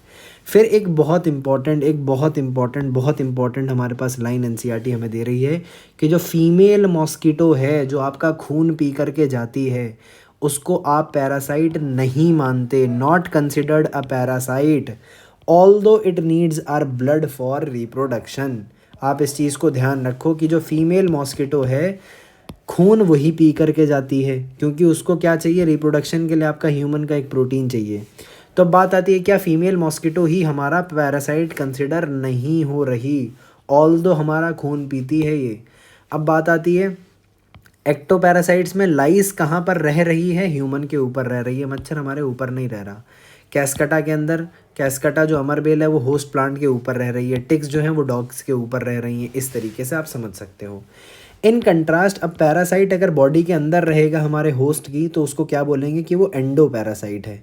ये कहाँ रहेगा, they live inside the host, और अलग अलग साइट पे ये रह सकते हैं, जैसे लिवर में रह सकता है, किडनी में, लंग्स में, रेड ब्लड सेल्स वगैरह वगैरह के अंदर रह सकते हैं ये। लाइफ साइकिल जो होती है एंडो पैरासाइट की, ये ज़्यादा कॉम्प्लेक्स होती है, क्योंकि इनका एक्सट्रीम स्पेशलाइजेशन जो है बहुत बहुत बहुत इम्पॉर्टेंट है। इनके जो मॉर्फोलॉजिकल और जो अनाटमिकल फीचर्स भी होते हैं ये बहुत ग्रेटली सिंप्लीफाइड होते हैं। अगर हम लोग एम्फसाइज करें इनके रिप्रोडक्टिव पोटेंशियल को, तो हम लोग ये बात कह रहे हैं कि इनका मॉर्फोलॉजी और अनाटमी जो है ये बहुत ज़्यादा सिंप्लीफाइड है, स्ट्रेसिंग या emphasising on their reproductive potential. हम लोग रिप्रोडक्शन की इनके अंदर बात करें वर्सेस अनाटमी और मॉर्फो की बात करें, तो मॉर्फो और अनाट जो इनके अंदर देखने को मिल रही है वो ग्रेटली सिंप्लीफाइड है in comparison to their reproductive potential. Lastly एक बहुत इंपॉर्टेंट फिर से एक और चीज़ आती है हमारे पास, जिसका नाम है ब्रूड पैरासाइटिज्म। ये बहुत इंटरेस्टिंग है, बहुत फैसिनेटिंग एग्जांपल हमें देखने को मिलता है पैरासिटिज्म का, जिसके अंदर जो हमारी पैरासिटिक बर्ड है, यहाँ पे हमारी जो कोयल है कुक्कू, ये हमारी क्या काम करती है, ब्रूड पैरासाइटिज्म का काम करती है। ये अपने अंडे दे करके आ जाती है अपने होस्ट के अंडों में, नेस्ट के अंदर, घोंसले में, और यहाँ पर होस्ट क्या है इसका, कौवा। अब कोयल क्या करती है, कौवे के अंडे तो गिरा देती है और अपने अंडे उसके घोंसले में रख करके आ जाती है। अब कौवा बेचारा सोचता है कि ये मेरे अंडे हैं, और वो उसके ऊपर जो कौवे की, जो क्रो की जो फीमेल है वो बैठे बैठे बेचारी उसको सेकती है, बाद में पता चलता है तो बच्चे किसी और के बना दिए। इस तरीके से हमें ये देखने को मिलता है। क्या चीज़ है कि अब ब्रूड पैरासिटिज्म के अंदर क्या होता है कि पैरासिटिक बर्ड अपने अंडों को नेस्ट ऑफ दी होस्ट के अंदर छोड़ के आ जाती है, और जो होस्ट होता है उसके पैरासाइट के अंडों को इंक्यूबेट करता है। During the course of evolution जो एग हैं हमारे पैरासिटिक बर्ड के, उन्होंने इस तरीके से इवोल्यूशन कर लिया ताकि हमारे होस्ट के अंडों से वो रिजेंबल करें। किस तरीके से, साइज़ में भी और कलर में भी, ताकि जो होस्ट है वो उसको पहचान ही ना पाए, फॉरेन एग को पहचान ही ना पाए और इजेक्ट ना कर दे उसको नेस्ट में से। अब ये चीज़ एनसीईआरटी ने बोली कि आप जो है मूवमेंट्स ऑफ कोयल को और कौवे को जो है नोट करो ब्रीडिंग सीजन के अंदर पार्क के में, जो स्प्रिंग से समर में देखने को मिलता है, और ब्रूड पैरासिटिज्म इन एक्शन को आप पहचानो। अब ये भी इम्पॉर्टेंट है कि कोयल और क्रो के केस में ये आपका ब्रीडिंग सीजन भी पूछा जा सकता है, जो कि स्प्रिंग टू समर में देखने को मिलता है। अब पॉपुलेशन इंट्रैक्शन के अंदर हमारा एक चीज़ लास्ट बचती है एंड दैट इज़ कमेंसालिज्म। अब लास्ट में जो हमारा ये कमेंसालिज्म बचता है, इसके अंदर हम लोग बात करें तो कमेंसालिज्म कैसे रिप्रेजेंट कैसे होता है। तो कमेंसालिज्म के अंदर क्या है कि एक स्पीशीज़ को फ़ायदा होना है और दूसरी को ना कोई फ़ायदा होगा ना कोई नुकसान होगा, तो +0 से ये रिप्रेजेंट होता है। इसके कॉन्वर्स में अमेंसालिज्म कैसे रिप्रेजेंट होता था, -0 से। अब कुछ PYQs जो हैं वो हमें देखने को मिलेंगे, लेकिन पहले हम लोग इसके टेक्स्ट को डिस्कस कर लें कि कमेंसालिज्म के अंदर हमने पढ़ना क्या क्या है। तो बेसिकली हमारे पास 4 एग्जाम्पल्स हमारे कमेंसालिज्म के अंदर भी हैं। पहला एग्जाम्पल आता है हमारा मैंगो का और ऑर्किड का। ऑर्किड जो पेड़ होता है ये एक एपीफाइट की तरह ग्रो करता है हमारे मैंगो की ब्रांच के ऊपर, और जो बार्निकल्स होते हैं ये ग्रो करते हैं वेल के ऊपर। फिर जो हमारा ग्रेजिंग कैटल है, इसके आसपास एक चिड़िया भटकती रहती है, कैटल इग्रेट जिसका नाम है। फिर हमारा लास्ट और फोर्थ एग्जाम्पल है सी एनीमोन और क्लाउन फिश का। अब इन सब केसेस के अंदर जो हमारा क्लाउन फिश है उसको ज़्यादा फ़ायदा है, जो हमारा सी एनीमोन है उसके पास जो है कुछ फ़ायदा हमें देखने को मिल नहीं रहा, ना फ़ायदा ना नुकसान।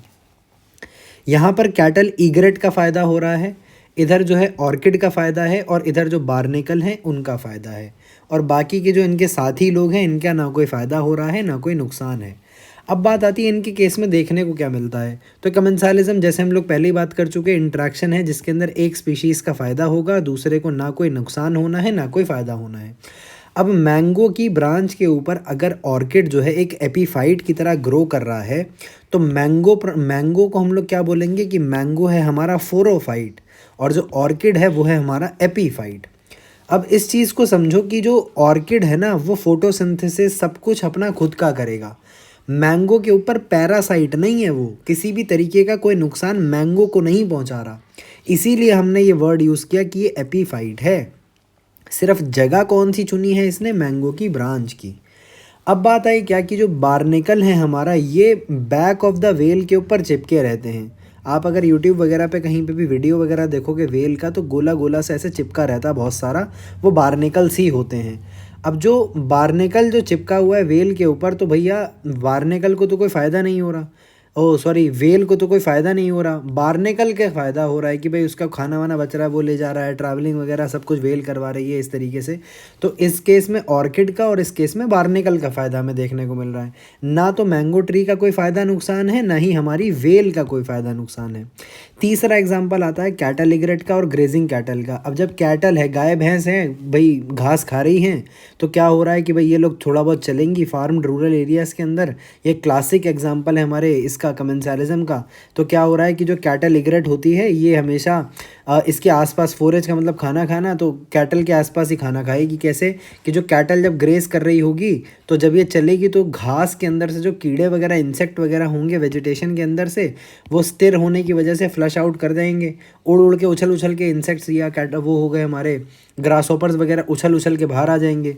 तो इस तरह से हमारी कैटल इग्रेट को फ़ायदा हो जाएगा, जबकि हमारी कैटल इग्रेट की वजह से कोई हमारे कैटल को, गाय भैंस को कोई फ़ायदा होना है, बिल्कुल नहीं होना। तो ये किस तरीके का एग्जाम्पल हुआ, कमेंसालिज्म का एग्जाम्पल हुआ। तो अब इसी को एनसीईआरटी ने बोला another example of कमेंसालिज्म is the interaction between C anemone और उसके स्टिंगिंग टेंटेकल्स के बीच में रहने वाली क्लाउन फिश। अब यहाँ पे इंपॉर्टेंट क्वेश्चन ये भी बनता है कि क्लाउन फिश कहाँ रहती है, तो ये टेंटेकल्स के बीच में रहती है, that lives among the tentacles, stinging tentacles. तो फ़िश का फ़ायदा क्या है, फ़िश को प्रोटेक्शन मिल रही है प्रीडेटर से, जो कि स्टे अवे यानी दूर रहते हैं उसके स्टिंगिंग टेंटेकल्स की वजह से। सी एनीमोन के स्टिंगिंग टेंटेकल की वजह से क्लाउन फिश की प्रोटेक्शन हो गई। लेकिन सी एनीमोन का क्या कोई फ़ायदा हुआ क्लाउन फिश को होस्ट करके, तो कोई फ़ायदा नहीं हुआ। तो एक किस तरीके का एग्जाम्पल है, +0। अब इसके ऊपर एमसीक्यू क्या क्या हैं। अब एनसीईआरटी ये नीट के अंदर 2020 में आपसे पूछा गया था कि ऑर्किड ट्री जो है ये ग्रो कर रहा है ऑर्किड के मैंगो के ऊपर, तो ये कमेंसालिज्म का एग्जाम्पल है। हर्बीवोर प्लांट को खा रहा है तो ये प्रेडेशन का एग्जाम्पल हो गया। तो ए का हमारा 3 हुआ और डी का हुआ फर्स्ट। ए का हमारा 3 है, डी का हुआ फर्स्ट, तो और कोई ऑप्शन नहीं है, तो यानी बी इज़ करेक्ट। माइकोराइजा कैसा है हमारा? म्यूचुअलिज्म का एग्जाम्पल है। शीप और कैटल भाई सेम स्पीशीज़ हैं, दोनों घास खाती हैं, तो कंपटीशन फेस करने को मिलेगा, रिलेटेड स्पीशीज़ हैं। फिर एक एग्जाम्पल 2019 के उड़ीसा के पेपर में देखने को मिला हमें क्वेश्चन, किस तरीके से कि between which among the following the relationship is not an example of कमेंसालिज्म। अब एनसीईआरटी ने आपको 4 एग्जाम्पल कमेंसालिज्म के क्या क्या दिए हैं। सबसे पहला मैंगो और ऑर्किड वाला, ऑर्किड और ट्री जिसके ऊपर ये ग्रो कर रहा है, तो ये ऑर्किड हमारा एपीफाइट है, ये फोरोफाइट हो जाएगा। कैटल इग्रेट और ग्रेजिंग कैटल हमारा दूसरा एग्जाम्पल है। सी एनिमोन और इसके बीच में रहने वाली हमारी क्लाउन फिश, ये भी कमेंसालिज्म का एग्जाम्पल है। और चौथा एग्जाम्पल हमारा क्या था? बार्निकल्स और वेल वाला। तो ये फीमेल वैस्प और फिग स्पीशीज़, ये किसका एग्जाम्पल है हमारे? ये म्यूचुअलिज्म का एग्जाम्पल है, अगर आपको याद हो। ये प्लांट और एनिमल रिलेशनशिप्स के अंदर हमने 2 पढ़े थे। पहला ये फीमेल वैस्क और फिग स्पीशीज़ का, फिर एक मैंने आपको एक्स्ट्रा बताया था जो युक्का प्लांट और प्रोन्यूबा मॉथ के अंदर देखने को मिलता है हमें, और फिर ऑर्किड्स के अंदर भी देखने को मिलता है बीज और बम्बल बीज का। लेकिन सारे के सारे ऑर्किड्स जो हैं फ़ायदा नहीं देते। कुछ ऑर्किड्स जो हैं, जैसे हमारा ये ऑफरिस नाम का ऑर्किड है, मेडिटेरेनियन ऑर्किड, ये सेक्सुअल डिसीट हमारा शो करता है। इसके अंदर मेल जो है उसको 2 बार सूडो कॉपुलेट करना पड़ेगा, पहले हमारे मेल फ्लावर से फिर फीमेल फ्लावर से, ताकि इस तरीके से पॉलिनेशन ये करवा पाए। तो ये हमने केस देखा था चीटर्स का प्लांट्स के केस में, और हमें एनिमल्स के केस में भी चीटर्स के बारे में एनसीईआरटी ने बताया था कि एनिमल्स भी कुछ होते हैं जो नेक्टर या फिर पोलन चुरा करके ले जाते हैं और कोई पॉलिनेशन नहीं करवाते, नेक्टर चुरा करके ले जाते हैं। बहरहाल this was all about this lecture. इसके अंदर हमने सारी की सारी पॉपुलेशन इंट्रैक्शंस को और क्या नाम है लाइफ हिस्ट्री के वेरिएशंस को डिस्कस किया, और हमने अमेंसालिज्म वगैरह सब कुछ डिस्कस किया, इसके को PYQs वगैरह को भी डिस्कस किया। नेक्स्ट लेक्चर के अंदर हम लोग जो है, नेक्स्ट लेक्चर बहुत इंटरेस्टिंग होने वाला है, क्योंकि उसके अंदर हम लोग ग्रोथ पैटर्न्स को पढ़ेंगे, plant growth and regulators chapter से भी और इस यहाँ से भी। तो जो नेक्स्ट लेक्चर होगा वो दोनों के लिए, प्लांट ग्रोथ एंड डेवलपमेंट वाले चैप्टर के लिए और हमारा ऑर्गेनिजम्स एंड पॉपुलेशन के लिए, दोनों का 7th लेक्चर रहेगा वो, और दोनों के लिए वो वीडियो कॉमन रहने वाली है।